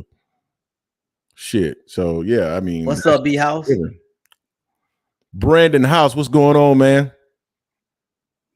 Uppercuts Boxing Nation, man. They support the channel, man. We appreciate you, Brandon, man. We got to get you on the show one of these days. Jason's a blocker, though, man. I've been trying to tell him to bring you on, but he just keeps blocking and blocking and blocking. Hey, refer to earlier what we said. Greg just petty as hell. How am I petty? How is that petty, bro? And he ain't shit. The last part is definitely true. Devin is very limited. He can only fight outside. Yeah, I agree with Brotherhood. Oh yeah, the Brotherhood. As soon as I saw your face, man, I was like, oh yeah, I definitely know who you are. I see you in the comment section all the time. So Devin is man. I'm split on that, man, because I think Devin is a good boxer. But Jay, you know that there's been occasions that I'm like, man, there's something missing with Devin. And he's not, I wouldn't call him a masterclass boxer, but I think he's a good boxer. So I think I'm somewhere in between what you're saying, the Brotherhood of Sports and him being a really, really good boxer. I think he's somewhere in between. Yeah. Yeah, it's like I agree with him because I remember how Devin fights. He keeps the stick out there, and then he'll come in and he'll clinch. Like remember when we were watching the last fight, I was like, Devin, you can't keep ducking your head when you clinch. He's ducking his head, and I'm like, you're liable for uppercut by the right fighter easily. So I mean, he won't be able to do that. He can't keep that up. Now, a lot of people are high on Frank Martin in the chat. I see. Yeah, that was something that I was going to mention because somebody said, I believe it was Jay that said that. Shout out to Jay, man. What's going on with you? I believe he said that he missed something like Andre. Andre Boo Boo is just awkward. So yeah, Jay was saying that Shakur Stevenson is going to take over, and I believe Frank Martin, and I've been saying this for a while, Jay, I think you agree with this, that Frank Martin and Shakur Stevenson are probably going to be the last two left. Because I don't know if Tank's going to stick around at 135 pounds either. So I don't know, man. That'll be a good match to see Frank Martin versus Shakur Stevenson. I'm not 100%. I mean, I think it's a high probability that he'll take over 135 pounds because some of those guys will be gone. But I don't know, man. Frank Martin going to still be around, bro. That'll be an interesting fight. Yeah. And so what you think about comparing Boo Boo to Devin Haney as far as their styles? They're missing what they're missing. Are they missing the same exact thing, or they completely just you think they're just I don't totally know different? because I can't put my finger on what Boo Boo missing. Devin is sloppy at times. Like sometimes when Devin tries to roll a punch, man, he doesn't do it right, or he's sloppy with guarding himself, man, when he throws his punches, and so he'll get caught with shit. So Devin is more of like he needs more polishing and more consistency in some of his defensive tactics, if you will. Boo Boo, I just can't put my finger on it, man. Boo Boo just missing something. I just don't know what it is. Yeah, it's me again. Jonesy baby say two boo boos. Well, this y'all some savage. Y'all savage in here, man. They savage, bro. But not only that, Jason Williams saying that. Okay, I see what you're saying. I see what you're saying. Not the style. Everybody on our channel is petty. Jason Williams, come on, man. He's been so petty to us. It's ridiculous. And then the other folks, man, they just beasts. They savages, bro. Yeah. Now, okay, I see what you're saying, Jay Will. He said, not the style, that the fact that they lack something to make them special. Yeah, they both lack something. Devin's just gonna, he's gonna jab the shit out you, and then he'll grab you. He'll grab you. So, hey, Josie baby said, "Call me petty white." Jason Williams. I know Jason Williams petty as fuck. Jason Williams so damn petty. That's why we connect. People come on the show because they know I'm petty as hell. I ain't gonna necessarily say you petty, but I'm petty than a bitch. Yeah, he mad petty for no reason. But so what you think about someone put on here? Damn, Shakur versus Frank Martin. What y'all think about that? Well, that's a tough one. I need to see. Number one, we don't know enough about Shakur Stevenson at 135 pounds. 35. Really exactly. And then to me, we still need to see more out of Frank Martin too to really assess it. I mean, he really looked good against his last opponent. Boy, I am losing names today. I know it's Mikael Rivera, right? Yeah. So he looked really good, but then it's like, how good was that guy? Was he like as good as we thought he was? I think so, but I don't know yet because. And the only reason I said it is because it was so easy for Frank to just take away his weapons. Yeah. And he was just pivoting. He was spinning them like with ease. Yeah. That's like that's a bet move right there. So it's like, is it really, was he really all that good? So I mean, I still want to see more out of Frank. There's no knock against Frank. I want to see more out of Frank. I want to see more out of Shakur. But to me, in my opinion, those two will be the ones that end up being the elite at 135 in the next, let's call it 12 to 18 months. Yeah, I mean, I want to see both things. I want to see Frank fight someone else, another step up. I want to see what Shakur looks like at 135 because who knows, 135 he may have been killing himself at 130, and then that power comes at 135. But we'll see how that comes about. But I just think Shakur is so technical and defensive. It'll be a nice chess match to see how they go back and forth. Frank is calculated as well. And the thing about Frank, I like about Frank listens to the corner. He listens, and he busts his ass in training and whatnot. So that'll be a hell of a fight. I don't want to see it right now, for both of them. That could cook a couple fights or so. Because ain't neither one leaving on 135 yet. So yeah, I like what T said, the Mike Check podcast. Please go subscribe to the channel. That's our guy, sister channel to our network. Frank struggles against fighters who control distance well. Shakur, bread and butter. Then Jay followed up and said, facts T, too soon for him. And I get what both of you guys are saying. But at the same time, I need to see what 135-pound Shakur Stevenson looks like in terms of his ability to pop.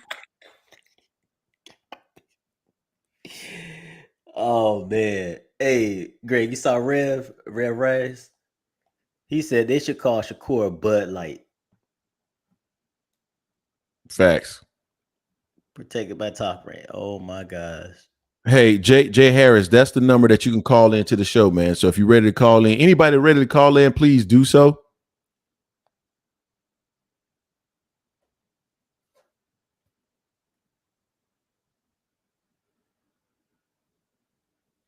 Damn, man. I lost my train of thought. But go ahead, Jay.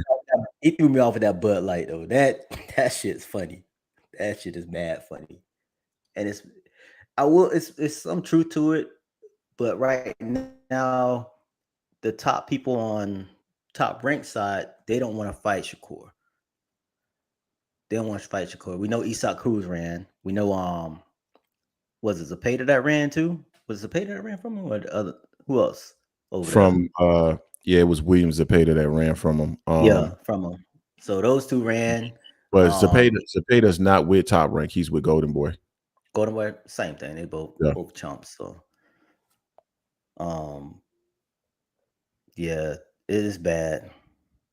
Hey, So Paul, we go live every Sunday at 4 p.m. And then sometimes we decide to throw a live out there during the week when Jason and I have time. Like we went live Jay on Thursday. We went live. Yeah, it was Thursday. Yeah. Yeah, we just out of the blue just said we're gonna go live, man, and just drop some content, man. So during the week, but definitely every Sunday at 4 p.m. we're live. So we got 113 people in the building, 108 in terms of likes. If you get the opportunity, please hit the like button. It helps people find this content. And also, if you don't like what you're hearing, hit the dislike button. But make sure that you are engaging with the content. Hey. By the way, subscribe to the channel.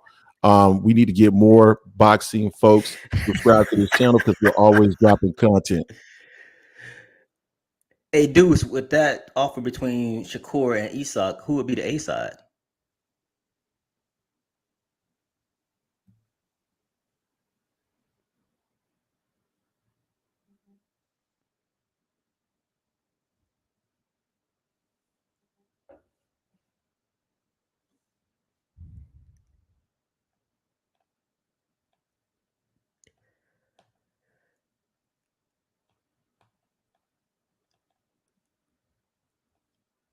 What is an aerosexual?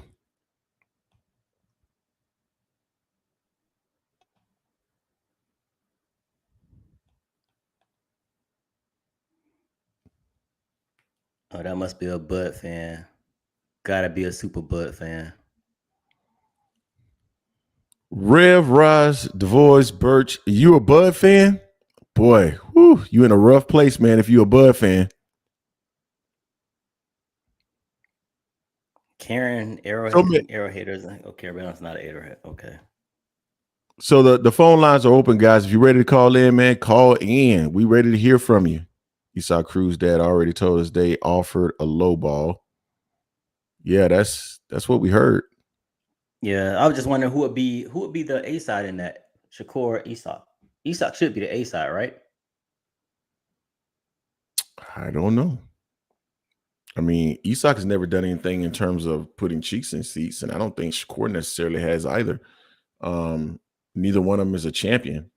My guess is I feel like Shakur, because he's more the star, would be the A side. But what are your thoughts on that, Jay? I mean, he's more of a star, possibly. But Isak, is known for losing a Tank, fighting Tank close at 135. So he's already been established at 135. And I think Isak Cruz is ranked number 2 or 1 in the WBO. So I think he would be the A side on that. Man, 50. Ah, okay. Real Rise. Why you calling him Sugar Shakur? Top Shot to say y'all niggas crazy. What is that? What are we crazy about? What are you talking about? It's a WBC Mando. Okay. Asante, I don't think it was a close fight neither with Tank and Isak Cruz. Either. I don't think that was a close fight. I don't disagree with you, Jonesy, baby. I believe that Shakur would wash him as well.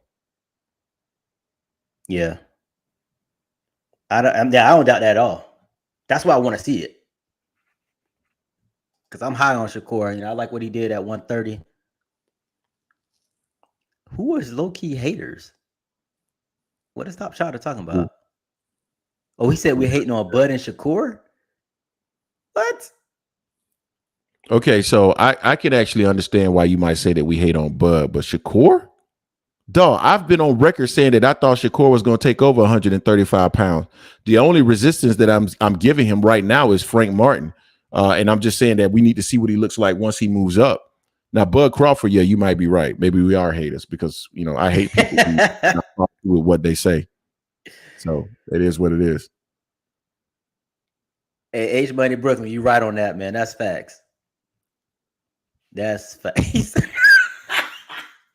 Karen said Bud lied to us like Justice Smollett.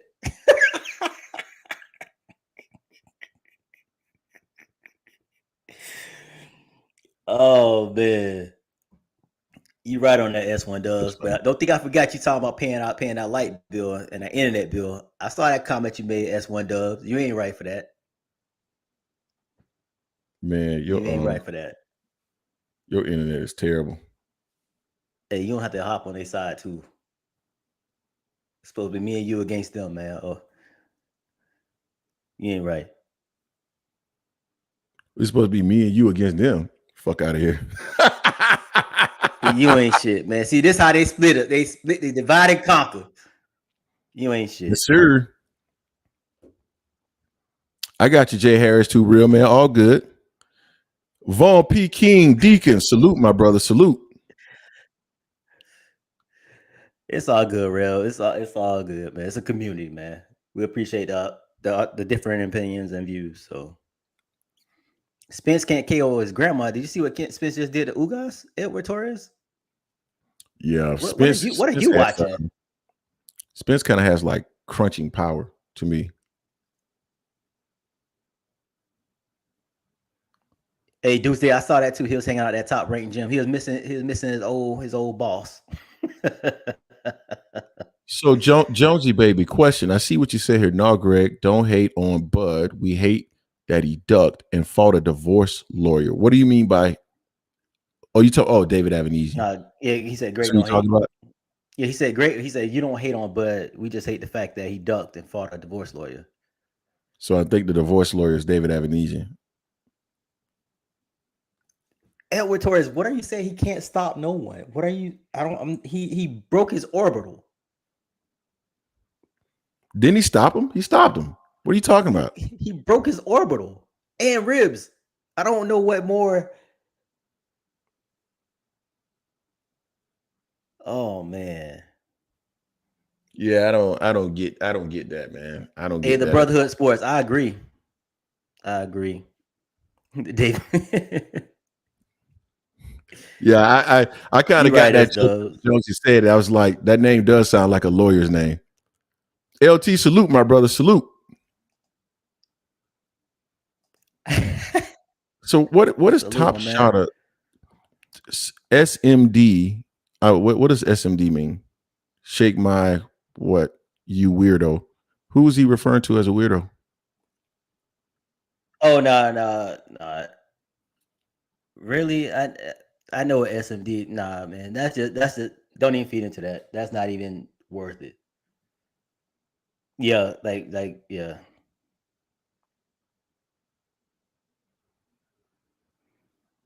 Oh, SMD stands for suck my dick. Oh, wow. Okay. Yeah. Ooh, top shot is aggressive. Yeah, exactly, dude. The doctor saved Ugas' career and his sight.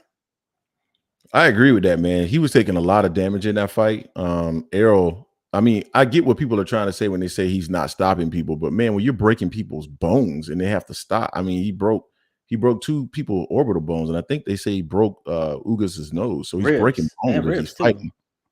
Yeah, so I mean, come on, man, like that is stopping you. He may not have that thudding power that like KOs you, but trust me, when you're going through that level of damage during a fight, that's going to be worse. Yeah. I mean, you don't have to have Deontay Wilder or Tank type of KO power. I mean, Tank didn't knock out Hector Garcia last fight. He didn't knock him stone cold, but he beat the hell out of those. He has his bad vision still 2 weeks later. So I mean, you get a stoppage, you get a stoppage. Exactly. You know? Did Bud stop Shawn Porter? Did he knock Shawn Porter out? No. He stopped him though, thanks to his daddy. Exactly. Oh man, we haven't talked about that, man. That was one of the things that was on the docket too, man. Kenny Porter said that was not the same Shawn Porter that went into the ring with Errol Spence versus Terrence Crawford. So Jay, what are your thoughts on that? Man, Kenny shed some light, didn't he? He just let us know that hey, he knew. He's like, I had intel that y'all didn't know about. I saw him training. I saw that this wasn't basically the Shawn that fought Danny Garcia, Thurman, or Spence. He's like, if it had been them, we would have came home with the title. So that let me know that he felt that a better Shawn would have beat Porter, and he almost said it like with ease. So I don't think Shawn would have beat Bud with ease, but I think he probably could have beat him because that fight was close. I believe was Shawn up at that point in the fight, or was it No, like so he was down by 1 round? Yeah, so he was down by 1 round on 2 of the cars and up by and Crawford was up by 3 on 1. The one that he was up by 3 on didn't make any sense at the time, so I don't know. Crazy. It made no sense. But Jason Williams saying his daddy saved him, and then Rev Roz DeVois Birch. Damn, that's a long name. Hey, I'm just gonna call you Rev from here on out. Yeah, if you sit in front of somebody, they're going to break something. Crawford is not going to stand there. Crawford legs are not what they used to be, Rev. I'm sorry, but he's not going to be moving like you think he's going to be moving in front of Errol Spence. Oh, we got somebody calling in. Boy, somebody wants to. I think there's somebody just about to bring some smoke, Jay. This is the Angry Man Podcast. You are on live. What's going on with you? What's good? What's good? It's H Money. H Money, what's going on with you, mate? What's happening? Ain't nothing, brother. Man, I just wanted to call in and talk about this knockout power stuff everybody talking about. Hey, H Money, before you from New York? Yeah, I'm from Brooklyn. Yeah, I could tell by the accent. Go ahead, bro. Yeah. All right, man. So they talk about Spence don't got no power, right? Yep. But like my man said, Spence is breaking bones. Eye sockets, ribs, nose, and all that. Yep. We wouldn't talk about power. Terrence Crawford basically be losing all his fights until he get fighters start engaging with him and catch a lucky shot and knock him out. It's a big difference. It's not like Crawford abusing fighters for 12 rounds like Spence is doing. And the level of competition. Huh? And the level of competition. Yeah, and the level of competition. Look at Danny Garcia. He never got beat up like the way he got beat up till he fought Spence. I don't disagree with that. The only thing I would say is I don't think Terrence Crawford gets lucky. Here's what I think ends up happening. So Terrence Crawford has been lauded as a switch hitter. I've told people on many occasions that shit doesn't really exist. At the end of the day, most trainers, at least trainers from back in the day, will tell you shouldn't even be doing that bullshit because you're going to be better out of one stance versus the other. So what ends up happening is he starts a fight in an orthodox stance, which is not his best stance. He starts to get his ass whooped, and then he switches to the stance to where he's best. And then people will start saying, oh, Terrence Crawford, oh, he sized him up and he figured out the angles. No, he didn't. He's just better at fighting out of southpaw stance. And so he's a pretty good counter puncher. So if you come in and you kind of rush in on him or whatever, he can catch you. But the thing about Errol is very slick. He takes angles. He's gonna walk him down, but he's not gonna jump in on him. And I think that's where it's going to become challenging for Terrence Crawford, a guy that's not walking in on him, taking angles and getting his shots off as well. Mm-hmm. But when I say lucky, I mean he don't get off until he make them like exchange with him. So when we get fighters to jump out their character and exchange with him, that's when he catch them with that punch where they don't see coming. If a fighter can stay disciplined, like you're saying, they can take care of work. I agree, and that's what I'm saying about Errol.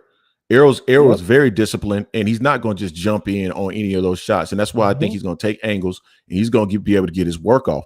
Now, Terrence is a good fighter. He's fast. He's very athletic. But I believe that some of his athleticism has declined. He's not the same Terrence Crawford. If you look at him from the Jeff Horn fight, he does not move at the same speed. He doesn't even move as much. So that's why I was countering with Rev. He was saying that Terrence not going to be there for him. Terrence doesn't move like that. I mean, look at him versus David Avanesian. He wasn't moving like that. Now, a lot of people will say, well, that was because it was David Avanesian. Errol Spence, he'll move. Them 35-year-old legs are not going to carry him for that long during that fight. And Errol is not going to be running in there, jumping in on him. And Errol can cut off the ring, period. Definitely. He got one of the best jabs. Well, Mike got the best jab in the business. If Shawn Porter could out-jab Crawford, what you think Spence going to do? Everybody he basically fought was out-jabbed him. Kel out-jabbed him. Benavidez out-jabbed him. Like, everybody he fought out-jabbed him. Like, so what you think Spence going to do? Like you say, he cut the rank off, go to the body, got a good high guard. And then people really pay attention. They do their homework. Crawford get hit more than Spence in fights. If you go look at it and you Google it, it shows you Crawford get hit more than Spence. Like, facts. If you go look at if you go look at the box stats, go look at the box stats. Errol is extremely defensively responsible considering he's such an offensive fighter. It's amazing. Exactly. It's truly amazing how efficient he is. And like Gary Russell said, man, once he started dropping them dumbbells on his ass and walking them down like Freddie. That shit gonna be a long night. That's why you gotta get James his credit, because look at Frank Martin the same way. Yep. The same way. Like all his fighters the same way. So like you gotta get that man credit, man. It's gonna be a good fight. I want to ask you a question. What you think about Crawford might be fighting that dude Alexis? That'll be another easy fight for him. We put a video out there predicting that he was going to be the next opponent. This was like weeks ago.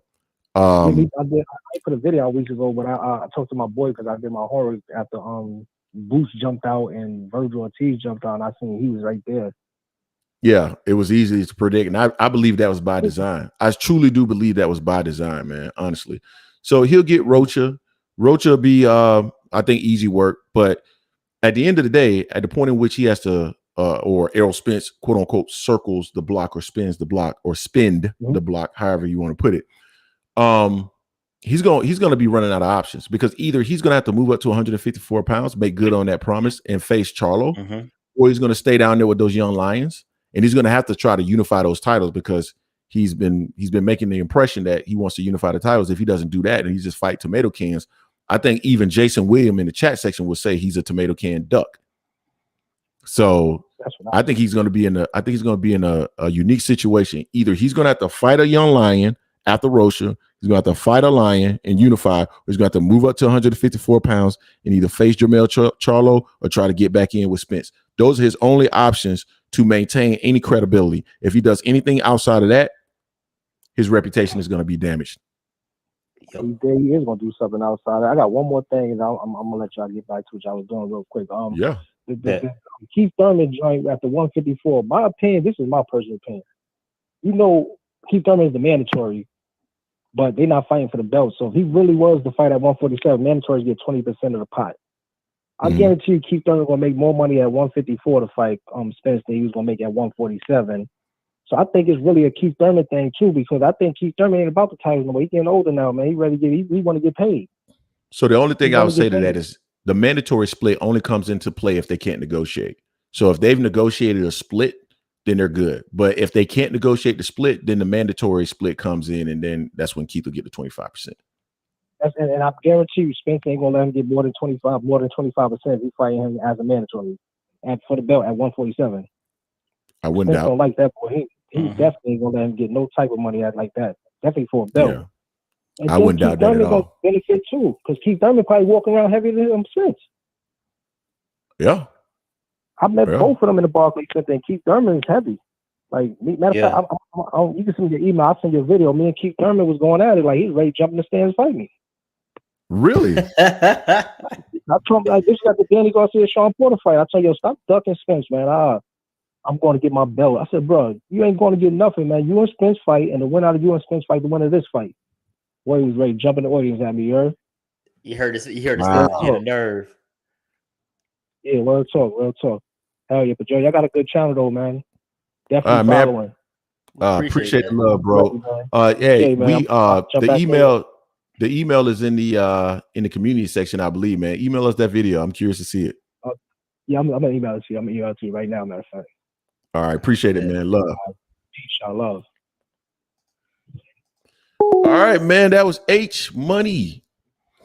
Wow. Hey, we got 130 people in the building, 122 likes. If you get the opportunity, please hit the like button. Also, if you're not liking the content, hit the dislike button, but make sure that you engage with the content. It helps people follow and find the channel. Also, while you got time, subscribe to the Angry Man Podcast, AM Sports Media. We're always dropping boxing content daily. You know, all right, man. Greg. What's that? Question for you, Greg.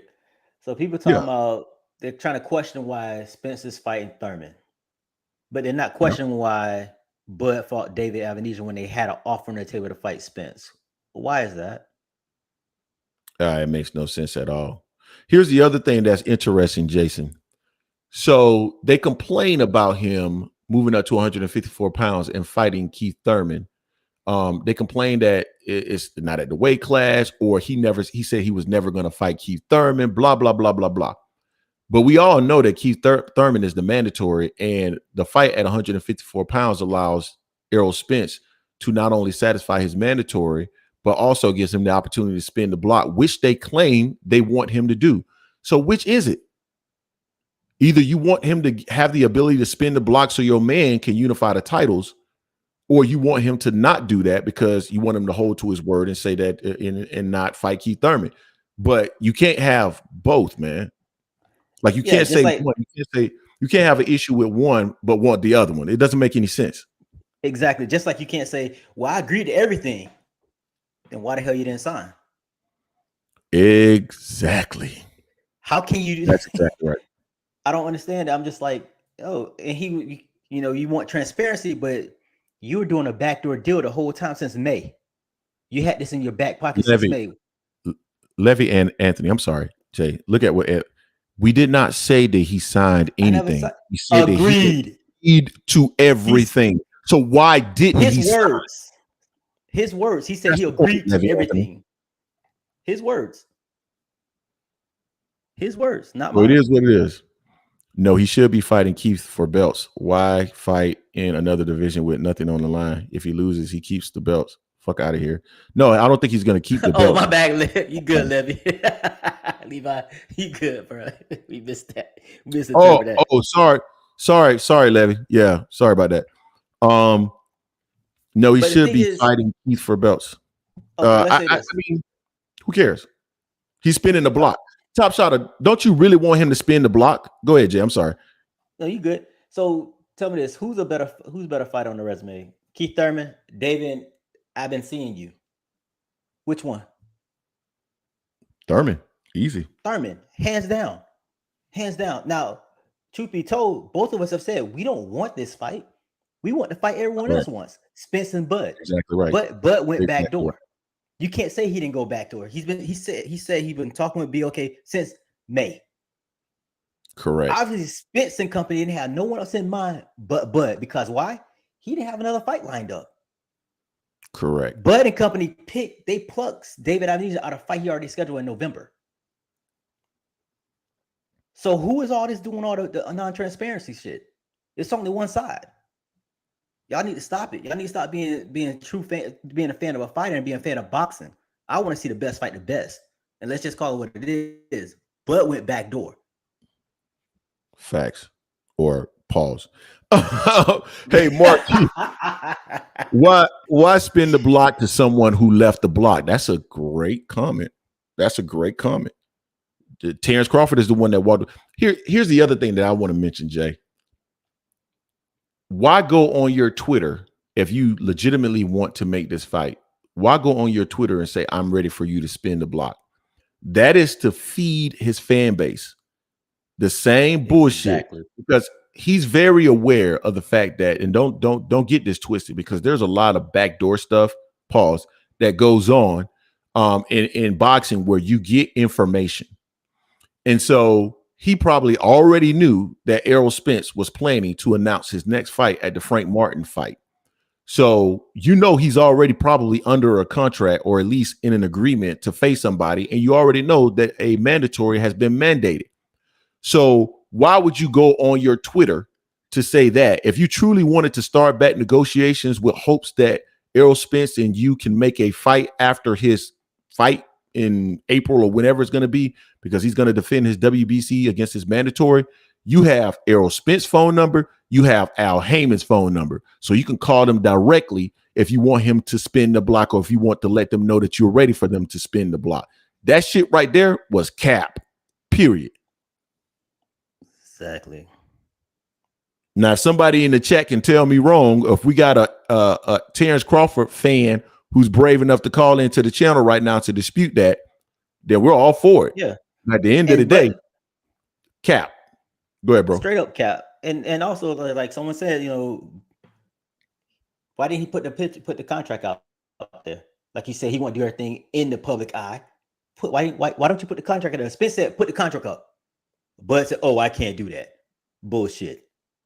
Put the draft up. Because he'll be out. Yeah, and if y'all listen to everything that Bud has said since July, August, he would tell you himself, he don't know what the hell he's doing because he's contradicting himself in every video. He's changed his stance on everything. I agreed to everything, but you didn't sign.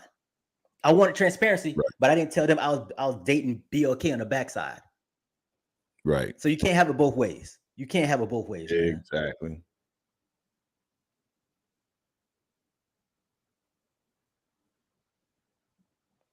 Man. Hey, Top Shot, you hope EJ paying us for this. Hell, I hope Bud is paying y'all for all the capping y'all do for his ass. Y'all be moving the goalposts for him all the time.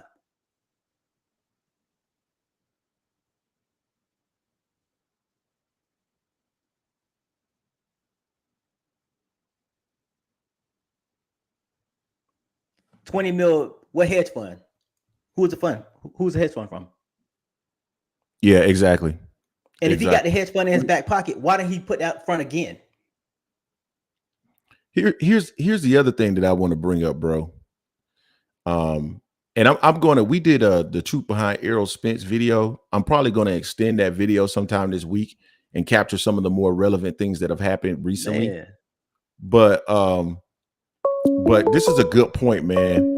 Let me bring. I think this T, man. Sonic the hedge fund. Hey, welcome to the Angry Man podcast. What's going on, man? This T? Yeah, this T word. What's up with it? What's going up, on, fam? Let me just finish this point real quick. So, Mayweather in an interview basically said that these fighters, they have these promotional companies, quote unquote, but really all they are is a symbol, right? Because if you're not supporting and fronting the money to the fighters to actually support the boxing card or the pay-per-view event, then you really just a symbol. And that's exactly what I've been saying about Terrence Crawford when I make the comment of bosses cut checks. They don't ask for checks. Terrence Crawford has been asking for a check, which means that he's not a boss. He's just an independent worker. That's all he is. And that's okay. That's okay to be an independent worker, but you're not a boss. T, man, what's going on with you, man?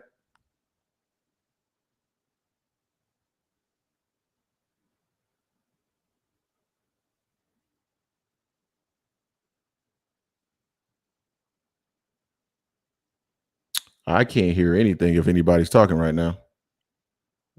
He made a drop. Does it still show the line active? Yeah, I don't. Let me see. Hey, T call back. Yeah, the line is active. Oh, it's active? Not active. I just can't hear him. Shit. Okay, yeah. Jay, I could hear you. Yeah, I couldn't hear him. Either. Yeah, same.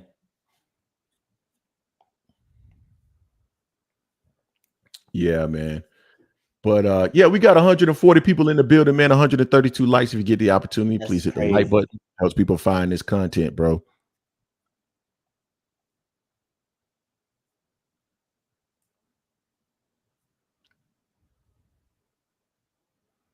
Why be someone where you're paying others to be? If I pay a lawyer to represent me in traffic court, I don't have to be there. Why go? Talking about what Spence wasn't there. They said he talking about he talking in reference to someone said, well, Spence was in that table. He was like, Spence didn't have to be at the table. He had representation. Oh, facts. That's absolutely right. As a matter of fact, to be honest with you, I don't even believe the fighter should be at the table because the fighter is going to be emotional about it. You know, you don't want to be emotional when you're negotiating. That's why you have representation when you're buying a house, because someone that's selling a house and you get an offer that you think is low, man, they typically become emotional about it. Yeah, it's just simple. It's like, and we also know that BLK Prime will allow fighters to pick who they want to fight. Thanks to AB. AB said this. He said PBC was going to make him fight goddamn Godzilla to get paid. BLK, he could fight anyone. He can fight the lunchroom lady or anything. So that's what's been going on. What did Terrence Crawford do? He picked David Avenesian. They asked him, why you didn't pick Boots? Oh, Boots never came across my desk. He knew who Boots was. This was before Boots fought KC. Now, I give him pass on Virgil Ortiz because Virgil Ortiz said no. Or his handler said no. He wasn't ready for it. Well, Boots' name was right there. He went down to number 6, which was David Avenesian, and plucked him out another fight. Y'all make that make sense, please. Hey, if you got a wrench, please go in here and get XXX18N up out of here. The hell out of here. You're like some spam.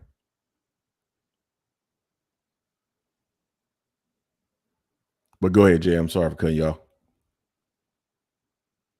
No, it's It's just frustrating with the logic that's failing with that, where they're okay with it. You know, they're okay talking about BOK Prime is going to do this. I'm like, nah. Their fight card right now, AB was against Ivan Ratcliffe. We know that fell off. Then Hank Lundy's the next guy in line. Y'all gonna pay to see that shit? Pay $40 for that shit? No.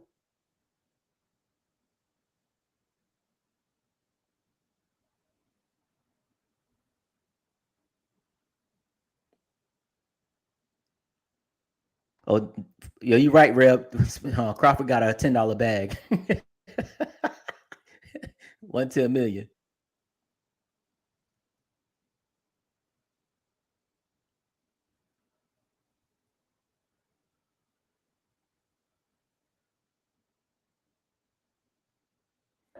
Yeah, I'm looking at the so Jay, it's interesting. There's a lot of Blue Blood Sports TV supporters that are in that video we did earlier.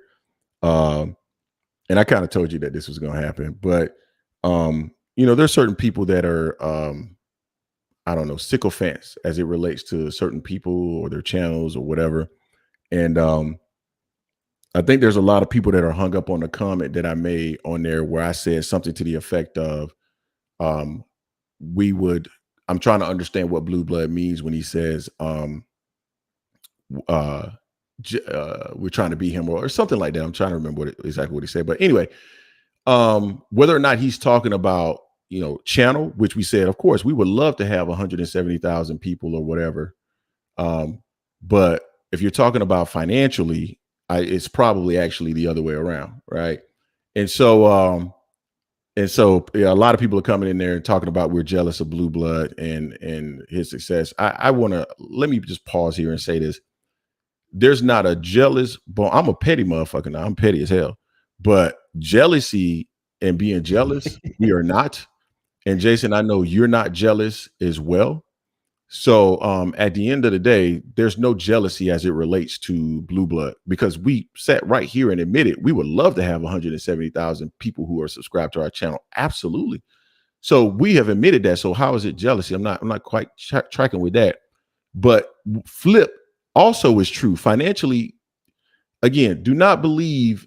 You should always understand that there are a slew of different people that are across YouTube that have all different and varying backgrounds. And so you never know who someone is and what they have and all that other stuff. So guys, stop drawing conclusions about who someone is and their financial position and their position in life based off of channel size, because there's no correlation. I'm sorry, I had to say that.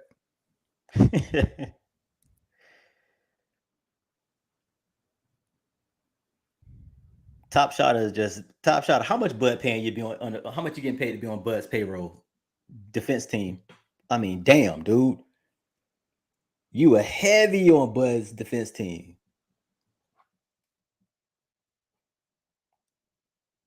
Exactly, Heaven Williams. No need to be jealous. No reason to be jealous whatsoever. Who did 120? Oh, I know jealousy over here. 5,000. Yeah, I'm not sure what he's talking about right there. I'm from Omaha. What does that mean?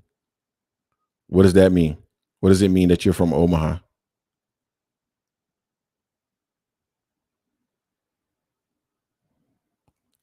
Jason William, why are you saying that? Hey, Jason William, let me ask you a question, because you had a video up, because I think you had a few videos on your channel, and I dropped a video in your channel. I'm curious, did you watch that video, Jason Williams? Let me know. And I'm not trying to flex. Stop that. I'm not a flexer. I don't have a reason to flex. Let's all be jealous that Bud sells less than EJ. Facts. Far less than EJ. Jason, look like Jason's shit is all fucked up again. Hey, you ain't shit. Yeah, I mean, what do you mean I'm not shit? Your shit fucked up again. I know you're talking about it. Damn. Shitty ass whew. it's about as shitty as Bud's resume at 147. We try to get you back in, man. Jay, I don't know what's going on with him. You, Jason I hate you, dude. Joe just say, God, dial up speed. Damn. Ooh. I hate all y'all. Boy, I'm telling you. Ooh, Josie, baby. Damn. That's fucked up. They on your ass today. See, they were on me last time. Now they on your ass. Levi said, how is Bud worth more if he can't sell a wing dinner?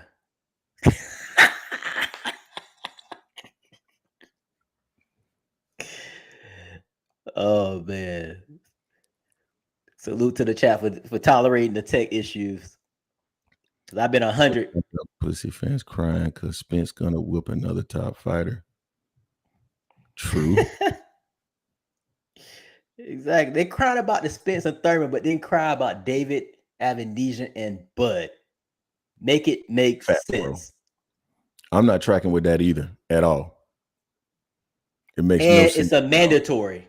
David Avenesian wasn't no mandatory. He was. Hey, man. Hey, Rev Roz. Like, because this is the first time I've seen you, bro. Like, did you just find this stream or something? Like, this is the very first time I've seen you. I'm just curious. Did you find this stream? Or have you been on the channel prior? Let me know. And on top of that, Rev, you asking us have we seen the $10 bag? Have you seen it? What $10 bag? What are we talking about? Have you seen a bank statement? Rev, David was not top 5. He was 6.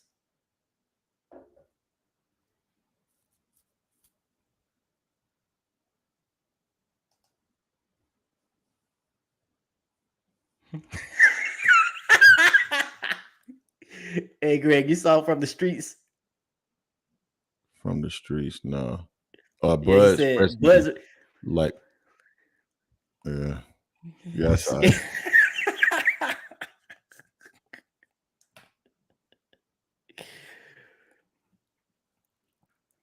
because man. Bud fans don't understand boxing. They understand Buzz nuts more so. Wow. Whew. Levy coming with that heat. Oof. Yeah.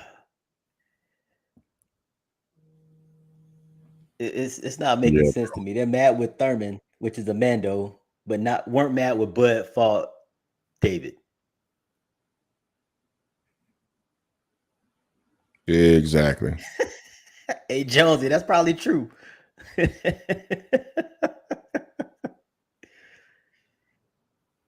Oh, appreciate it, H Money. Hey, Top Shot, tell your boy Bud to fight Mel. Since he said he was going to go up to 154 and fight Mel anyway. He has an option to petition. Doesn't he have an option to petition that, right? Yeah, because he's the WBO super champion, so he can become a mandatory at 154 pounds. He can move up or down and become a mandatory. So why not go ahead and do that now? Fight back. Why not? That's what I'm saying. Yeah, I mean, I think there's other people that are probably ahead of the line on him, but at the end of the day, I mean, he could move up and force that fight. I mean, again, he doesn't have a whole lot of options without looking like he's ducking real smoke, in my opinion.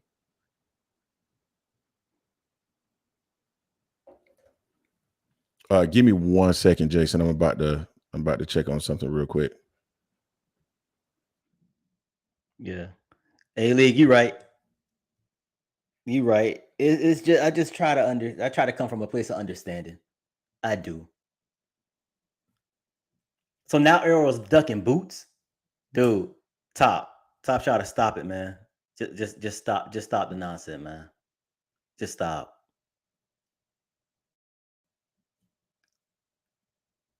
God dang, man.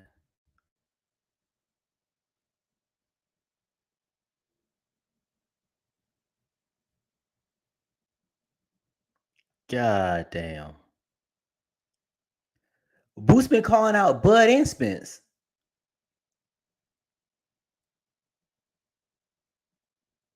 So Top Shot, when Bud decided not to fight Spence. Why didn't he call out Boots? Tell me. Hey, Levi, bruh. It's real. Top shout out. Boots was on the WBO. He was number 2 behind Ortiz. What are you talking about? He knew one thing was going to happen. He knew Bud was not going to go there. So what are you talking about, bro? Hey, from the streets. Exactly. How can you be the best at anything if you never truly been tested? His 147 resume is horrible. Horrible. God dang.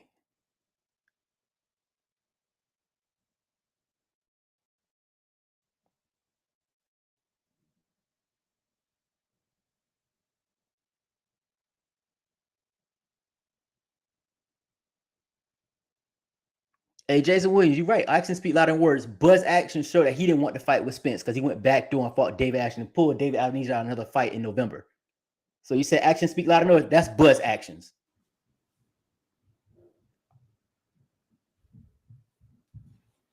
Now he needs to fight Boots. Oh my gosh. Top shot. Do you think Boots is deserving of a fight against Spence or Bud after the fight with Casey? Come on now. Everyone ethered Boots after that fight. Now saying you want him to fight Spence. Come on now. So where we at? I'm trying to catch back up now. Who is good on Errol's resume? Errol fought Porter before Porter was out the door. He went over to UK and beat Kell Brook that only had one loss at the time. He fought Danny Garcia. He beat Ugas. I mean, any of those destroys Bud's resume at this time. So stop it. Hey, whoever got a wrench, get rid of that. Thank y'all. Appreciate y'all for getting rid of that XX shit. So come on, top shout out. Who's on Bud's resume? Who's on Bud's resume that can beat Ugas? No, who's on that Bud's resume that can beat Ugas at 147 right now? Shawn Porter, since he already beat him. Shawn's also on Spence's resume. That's not on Spence's resume, man. Oh, okay. I'll wait. No one. Mean Machine, stop it. I don't think Mean Machine. And Ugas beat Bud. Who's on Spence's resume that Bud can't beat? Who's on Bud's resume that Spence can't beat? Jason Williams. Nobody. Exactly. That's why they're both considered the top 2 at welterweight. Jeff Horn. Brother. Come on, Brotherhood Sports. Jeff Horn. I think that's a joke. Man. He gotta be joking. Danny Garcia beats Bud. I don't know about that. That'd be a good fight. That'd be a damn good fight. It would be a good fight. Ugas and Bud would be a damn good fight. Totally agree. All those would be really good fights. Oh, we got somebody. Brotherhood folks. I was joking. Oh man, this is somebody calling from our neck of the woods, the 954, which is Fort Lauderdale, Florida. We are also from Florida. You on the Angry Man podcast with Jason and Greg. What's going on with you? What's happening? What's going on? It's League of Legacies, man. What's going on, League? No, I was trying to save y'all from getting dragged into that real quick, man. That's something that they always pull. Yeah. You're right, and I jumped right in. Feet. This is the real question. Name anybody on Bud's resume at any point in his career that was considered great when he fought them. You can't. On Bud's resume that would have been considered great when he fought him. Yeah.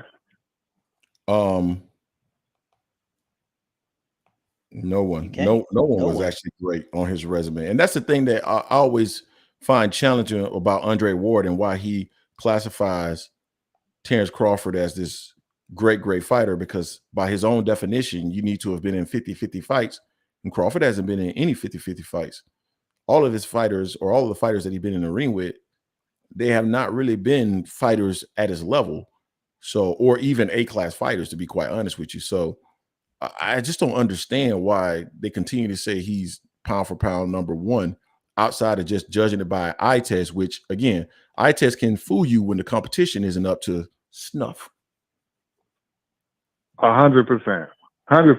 I know that firsthand when I was at a boxing gym whipping everybody, and somebody came in that was way more than I expected, and I ain't looked nowhere near the same. Right. Exactly. But yeah, I mean, that's like you. So at 135 and 140, you can't really knock. Well, at 140, you can't knock. But you mean it wasn't really anybody in the division, but he still cleared it. But it ain't his fault that nobody was there at the time. Yeah, facts. That's fair. But you know, at this point in time, when you go back and just be like, okay, what made him great? What made him pound for pound?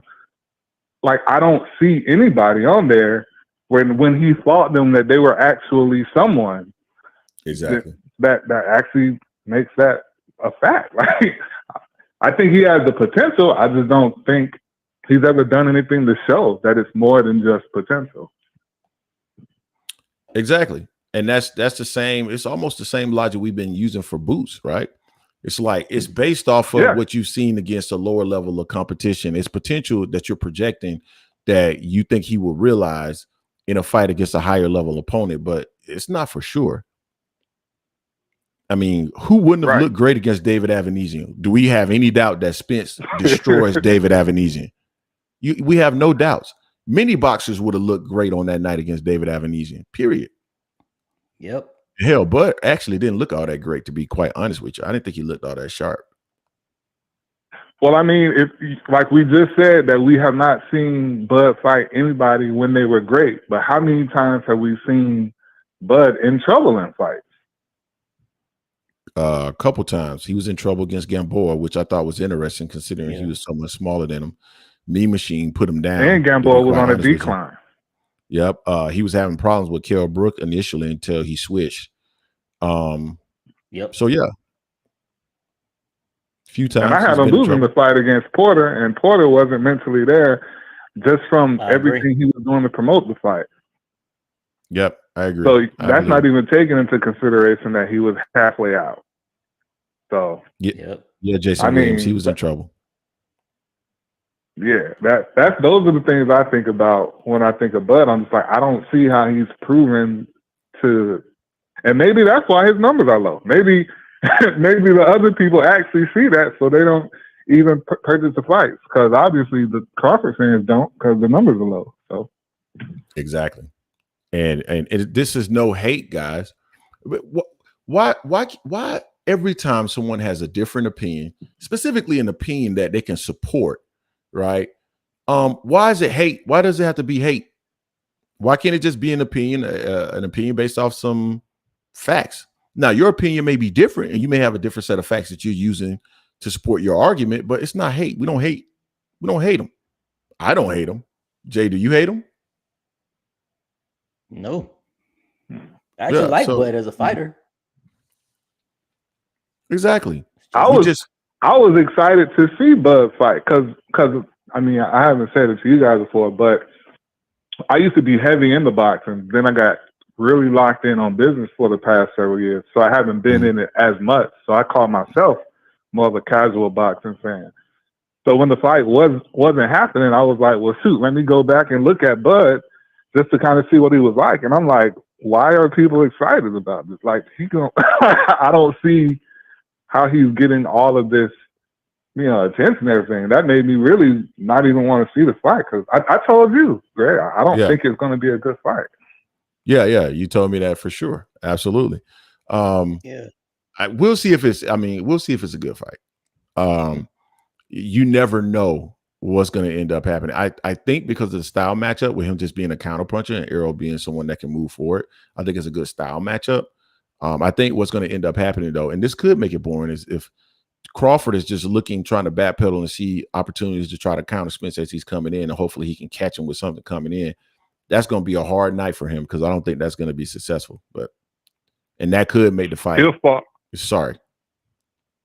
Oh no, I thought you were finished. My bad. That could make the fight what? No, that could possibly make the fight boring. Yeah, he'll run into the same issue with Boots. You know, like Boots just wasn't making adjustments.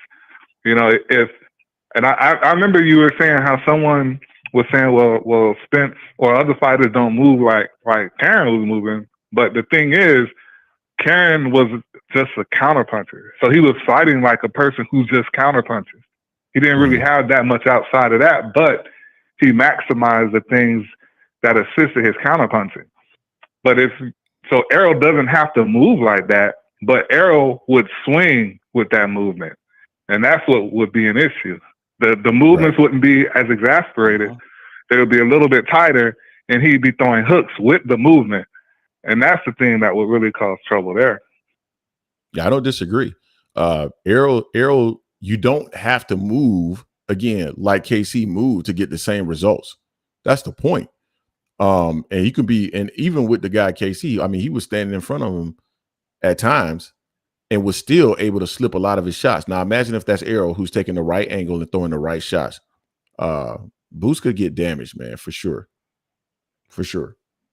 So yeah, so it'll all be interesting. I think Boots would say that again. I say it'll all be interesting. Yeah, I think Boots would do better with Crawford just because their styles on the surface are similar. And I think a lot of things that Terrence would try, Boots is naturally better at. Gotcha. Yeah, so I think he needs a few more fights before that one. The reason why I believe he would be more successful against Crawford, and you guys tell me what you think in the comment section if you think I'm wrong here, but the reason why I believe he'll be more successful against Crawford is because a lot of Crawford's game is being predicated on being so rangy.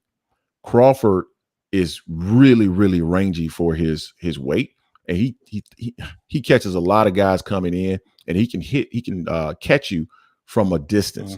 With Boots gonna have the same range, so you're not gonna be able to just sit back and counterpunch because you can actually get hit from the same distance, and that's the reason why I think he'd have more challenges. Like with Porter, he can just sit back and counter. With Mean Machine, he can just sit back and kind of counter. Even with Errol, I mean, he's gonna have a longer reach, so he'll try to, some of that as well. Most opponents, Terrence Crawford has a longer reach because I think his reach is 74, I believe. And I think Errol's like 72, but Boots is also 74. Boots is also 74-inch reach, which means you won't be able to just sit back with him. If he's being offensive, he'll be able to reach you at a distance that, or said differently, if you're sitting up and you're throwing your shots and normally you're used to being able to reach a guy from that distance and the guy not be able to reach you, in this particular case, he'll be able to reach you as well. So you won't be able to just sit back. And that's my point. Well, I agree with that. But I'll say this for the people who think, I'm just hating on Crawford. I don't actually blame Crawford that his resume isn't what we feel like it should be, And I find that the more I just look at who Crawford is and the way he thinks, he feels like he's playing chess while everyone else is playing checkers. I think he's just playing the game. And so he just sees it's easier to do things this way, call out the other people, get paid on the way that he feels like he'll get the money. So that's what he's doing. I don't think it makes sense. Like I said, if you're really thinking about your resume, but I don't think he's thinking about his resume. Yep, I don't. I think right now, man, he's just. I'll say this: I would agree with you all the way up until the point where he re-signed with Top Rank. That I don't blame him for his resume. After he re-signed with Top Rank, I totally blame him for his resume. Totally. So, but yeah, we'll see what ends up happening with those guys. Hopefully, they end up making the fight. We'll see. But League, anything else you want to share with the people, man? Say that one more time. I say, anything else you want to share with the people? Oh man, hey y'all, just hit the like, subscribe, stay tuned. These boys bringing it. They're honest. They're true to their word. Like they're telling you how they feel and not really playing any games with favoritism or anything. That's highly respectable, especially when you see. I ain't gonna mention the name, but other channels is being completely unprofessional going about things, which was surprising to say the least early in the week. But you know what I'm saying? These dudes are really bringing it, and they're serious about it, and they're professional. So, I mean, whether you don't like their opinion or not, they still allow you to have your voice and speak. So just continue to show the support. If you got anything to say, any problems, feel free to call in. I appreciate that, man. Appreciate that. And this is the league. Again, Black father figures. This is the individual here that supports us. And I think we had your website pinned at the top. It's tied to AM Sports Media. Black fathers are an important part of a kid's life, and that's what the league is currently doing here, man. He has a website that has different things that you can purchase there. So please go there and support, because he's doing great work there, man. And I appreciate you, bro. Yeah, much appreciated. Oh yeah, and we're doing a thing where we're running a giveaway. And anytime you purchase any merchandise, you get into a drawing where we'll actually cover your next flight and some wings for you. So next pay-per-view and wings on us. Nice. That's nice. what's up. You guys heard that, man. Go check it out. And Jay, let me go ahead and grab that right now. I'm about to grab it and pin it back into the chat. So appreciate you, man. Thank you for calling in, bro. Appreciate y'all. Take it easy. All right, man. Be safe. You too. Peace.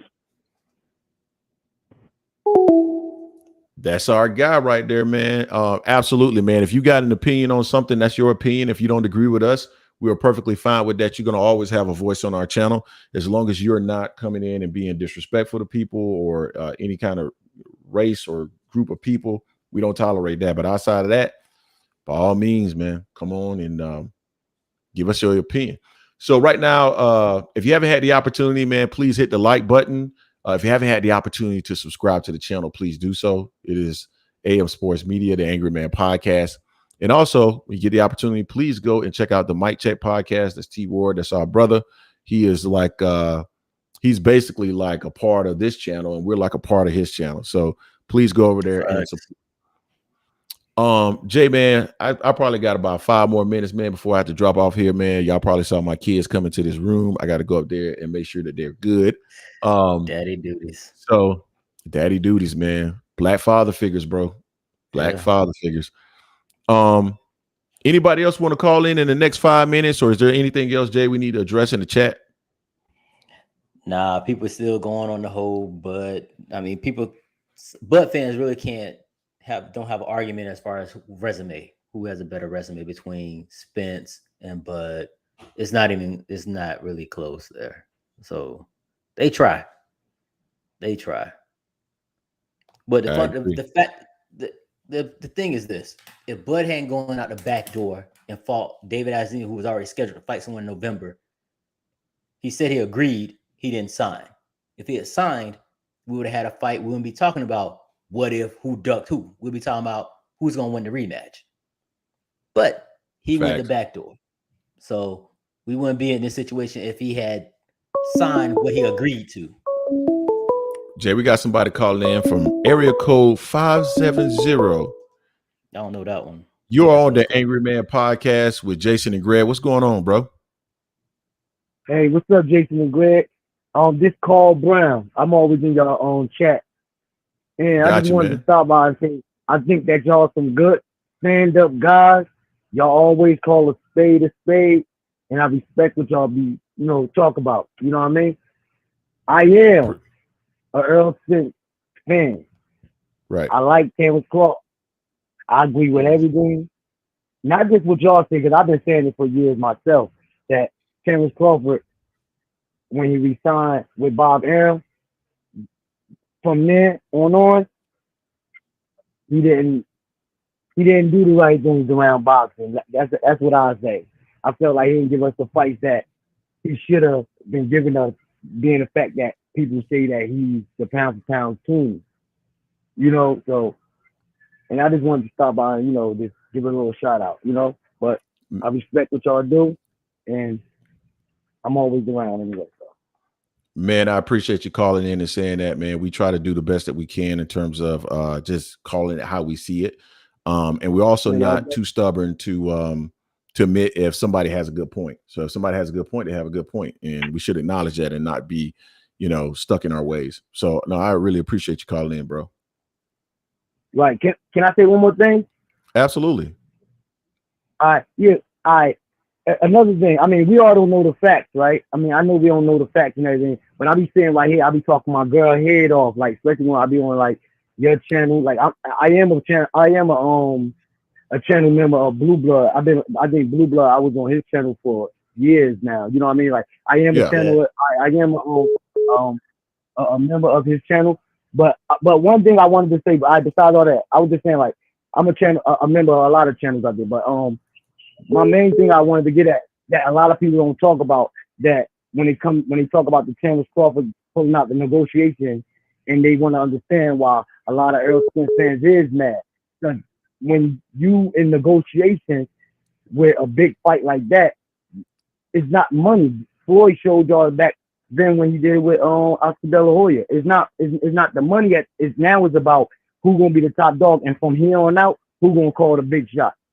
Yeah. When Terrence Crawford pulled out of that fight, I feel like that will ruffle anybody's feathers that's on the other side. Yeah. You know what I mean?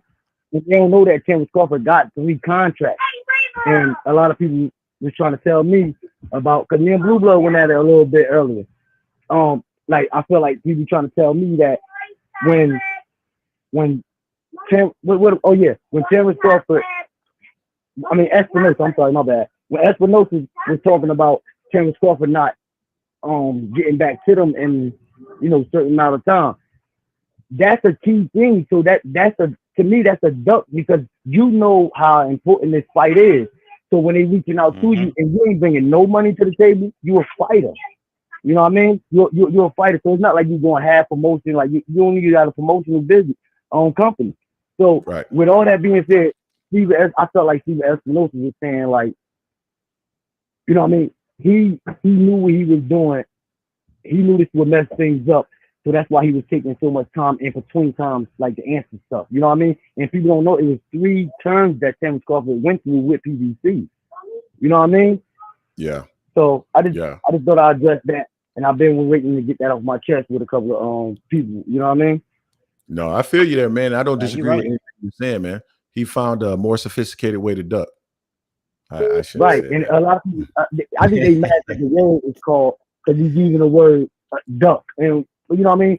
But we all out here, we know what a duck is. You know what I mean? We ain't trying to play them, but that's a duck. Like when anytime and you say you the best, like I don't want to take up too much time, but I'm just saying. But when you say you the best and you just go taking that much time in between times, like, and you know how big this fight is, you get what I'm saying. Even with you hearing Errol Spence saying it takes too much time to, I mean, he been at the weight class for so long. Like now, work with him now. Like it's not about hate now; it's about legacy now. Like let's get this over with. Exactly. I mean, it was the thing when he went live. What type of dudes he hang around to make that say go live and talk about that? Come on, man. Man, it's so much I can say about this. But no, I'm just showing respect. I just stopped by and show some respect. I'm always in the chat, and I'll continue to support. All right, man. Appreciate it, man. Please calling in, man. Love. All right.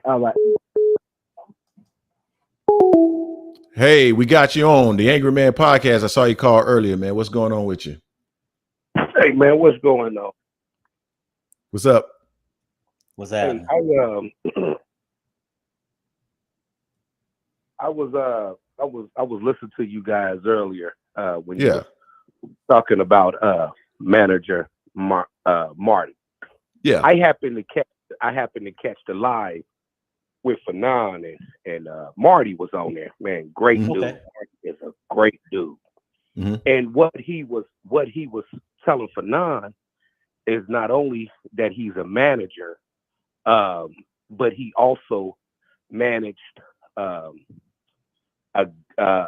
couple fighters on that Black Prime event with Crawford. And so he knew a lot of integral details about the Crawford and David Ebenezer fight, and also that the time frame in which Crawford had the contract, and also they were telling Spence that they was trying to make the fight, but in all actuality, they were, going at David Navanesia, and then David was the headliner over there in London. So a lot of things had to take place in order for Crawford and David to get that fight, which came out that it was said probably back in September or something to that nature that Crawford knew he wasn't going to take that fight. Wow. But he kept stringing along that he was. And right. This is, like I said, this is from manager Marty. Yeah. Like I said, he gave great insight, on all of that. So dude, Marty is very credible. And like I said, I just started watching you guys, and I like y'all guys' content, and man, you guys keep up the great work. Man, appreciate that, man. Appreciate that. Thank you for calling in, sir. That was very educational. I did not know Manager Marty had said that. Yeah, check out Fanon, check out that interview, and he lays it. I mean, he lays it all out, and and Marty and Manager Marty's background has been boxing from the amateurs, being a manager, advising. So he's not no clout chaser when he mentions certain people names. He's not doing any of that. He's speaking. Right. From a position of knowing. Yeah. Yeah. No, that makes sense. But but y'all have a good one, man. All right, man. You too, man. Appreciate you calling in. All right, partner. All right. Later. Yeah. So and I agree with that, right? I think in the video, that's one of the things that we said is that Manager Marty, we like what he brings. We like what he brings. And so he should continue to make that good content. And the beef with Blue Blood or whatever is so not worth it. So that is what it is. There was one other person that was trying to call in, Jay. I'm gonna give y'all a couple of minutes to see if you want to call back in. You were calling from a 901 area code. I want to say that's Memphis. That's Memphis. So I give you a couple of more minutes to call back in to get your thoughts out. But outside of that, man, salute to everybody who's a content maker, man. Wow, well, we got it, man. Salute to number one, I gotta start off with the guys that I really like. Oh, we got somebody calling in. Oh, that's the 901. You on the call with the Angry Man Podcast, Jason and Greg. What's going on with you? What's up? What's happening? Oh, this Levi. I'm sorry, y'all. I got y'all on two devices. I'm sorry, but this Levi, man. What's going on, Levi? Man? What's up? I just called just to say, man, some of these people in here, it's like I don't understand the logic in between resumes or whatever. They jump Gamboa out there as if he was elite. I mean, that's not even what I came for. Thing is, right? Yeah. Your boy's scared, and all of his moves that he been doing up until now has suggested that he's been scared of Errol Spence. That's my only thing. His resume even tells us this. So if you look at the resume and you look at the guys he fought on his resume, they wasn't elite at the time he fought them at all, and nobody even cared. That's why his numbers are low. So why do Bud fans ignore the numbers? You see what I'm saying? That's the most factual thing. Because sometimes people become sycophants of an individual and they don't know how to call it down the line. Terrence Crawford, good fighter. I'm not taking anything away from him. And I supported Terrence Crawford all the way until he re-signed with Bob Arum. Jason, you remember those conversations? Man. The first thing out of my mouth was, why would he re-sign with? So he really doesn't want to fight these PBC guys. That was the first thing that came out of my mouth when he re-signed with Bob Arum, because we knew that fight wasn't going to get made at that point. So that's when he went sour with me. He didn't make the fight. And then what did he do? He sued Bob later, right? Well, yeah, he sued Bob later for not making the fights. Yeah, I mean, well, when you say he sued Bob, that lawsuit didn't even. I don't even think he won. Did he even? Was it dropped didn't materialize or anything? It didn't materialize. I think I want to say that Bob Arum filed a motion to move it to a different location. Crawford didn't address it or answer it. He didn't answer the motion, and so I think it got dismissed. I think Bud knew he would lose that one. It was too much evidence against him. You know, he even said, "I'm good over here. I'm good over here, top rank." He was on top rank. So you're saying you're good, then you're suing him. Oh, you got to pick one, dude. Yeah, and then there's going to be disclosure, and then once you have disclosure, then everybody's going to find out how much money Bob Arum lost by promoting you, and that's going to damage you moving forward, because then it's going to hurt your leveraging, your ability to leverage or try to leverage your position in order to make any fights in the future. I mean, because some of those numbers are probably going to be damning. That's I got one more thing to say. My thing is, why does it? Bud got 39 fights, 40 fights, right? And for each fight, he has to sign a contract. My thing is, why, when it comes to Errol Spence, it's so difficult to sign a contract. He got everything he wanted. This is the point why he said, I agreed to everything. So just like he signed to fight David Avalanche, you see what I'm saying? He agreed to that. So I don't understand why, he couldn't do the same. If he agreed to that and signed for that, why couldn't he agree with Errol Spence and sign? You see what I'm saying? That's the part we're missing. Exactly. He didn't sign. Well, he probably didn't have a loan form at that point to sign, right? So an actual contract. He probably just had like a term sheet or something like that. But I hear your point, because they need to get to the point where they had finalized what the agreement was. And then once they would have gotten the final agreement from Terrence Crawford, then they would have moved forward with, the finer details and writing out the contract. But what was the issue, though? You call Bud, you call Errol. Let's get them in a room. Lock the doors. Let's go. What's the issue? What's the problem? The issue is Terrence Crawford wants to control the actual promotion without actually putting up any money, and that doesn't. Well, he knows he can't approve funds. He know he ain't. He know is that his way of, like, that's not a good way of ducking. But it's like, no one's going to let you do that. He's never done that in his career ever. Correct. So why would you allow that? Exactly. I mean, that was one of the first things I said when we found out that was one of the sticking points. Terrence Crawford has never promoted anything. As a matter of fact, he showed that he could lose more money than make. So why is it that someone like Steven Espinosa is going to sit up here and allow someone to have control over the purse strings, an individual that has never sold anything, individual that has never successfully ran a company, an individual that has never put on a promotion? Why would you do that? And then you'll have people that are coming back with, Floyd Mayweather did it. Well, at the time, Floyd Mayweather actually had Mayweather Promotions, and they were actually promoting the car. Literally, they were actually promoting. Like when they stepped away from Golden Boy, they were actually promoting those cars. They were actually Manny Pacquiao and Floyd Mayweather was an actual Top Rank and Mayweather promotion event. It wasn't Top Rank, just Top Rank. It was both of them. So yes, he had the ability to control expense, because he's an actual promoter fronting money. Simple. Right. Bud isn't putting up no money. He's trying to approve. How you approve something and you're not putting up a dime for? You're not taking a risk. Doesn't make any sense.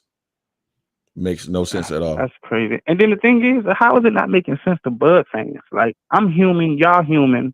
Are we missing IQ cells? Are we missing IQ, missing brain cells or something? 2 and 2 is gonna always be 4 in any country you go to. Consistency. At some point, you got to call things what they are. You see what I'm saying? But I'm gone, though, and I really appreciate y'all. I love y'all show, man. I appreciate it, man. Appreciate it. Don't keep bringing the content, bro. Thank you. Man, keep your foot on these niggas' necks. Don't let. We will, man. We absolutely will. And one more thing, y'all. Do y'all hate this as much as me when y'all watch an interview Bud, and he never ever asked Bud any tough questions and then let him skate and just kind of let him float with the shit he says? That shit, man, that's bullshit. I'm gone. Y'all. All right, man. Yeah. Bro, be easy. Later. Yeah, that's a pet peeve for real. Absolutely a pet peeve. So, Jay, man, I think we're going to go ahead and wrap it up now, man. We went 2 hours and 36 minutes. I believe that this is the longest live stream we've ever done in our life. First of all, I want to say shout out to the folks in the chat, everybody that joined the show. God, who was it that gave us the money, Jay? The thing always disappears at the top. He had a weird last name. His last name began with an I. I think it was Charles. God, this thing always disappears, man. And it doesn't stay at the top so you can see who it was. That really sucks. Let me see if I can find it here.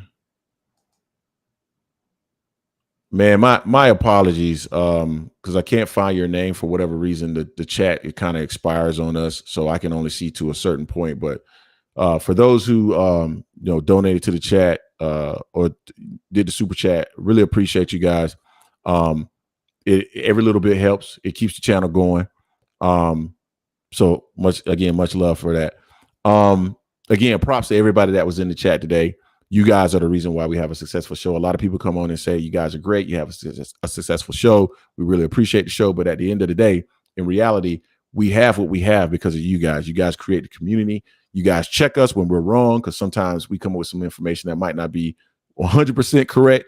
And you guys don't mind checking us on that, and we don't mind being checked. We stand on that. Exactly. Shout out to all content creators. There is no beef coming from this way. We will call out a content creator if we feel like the content creator is doing something that they shouldn't be doing.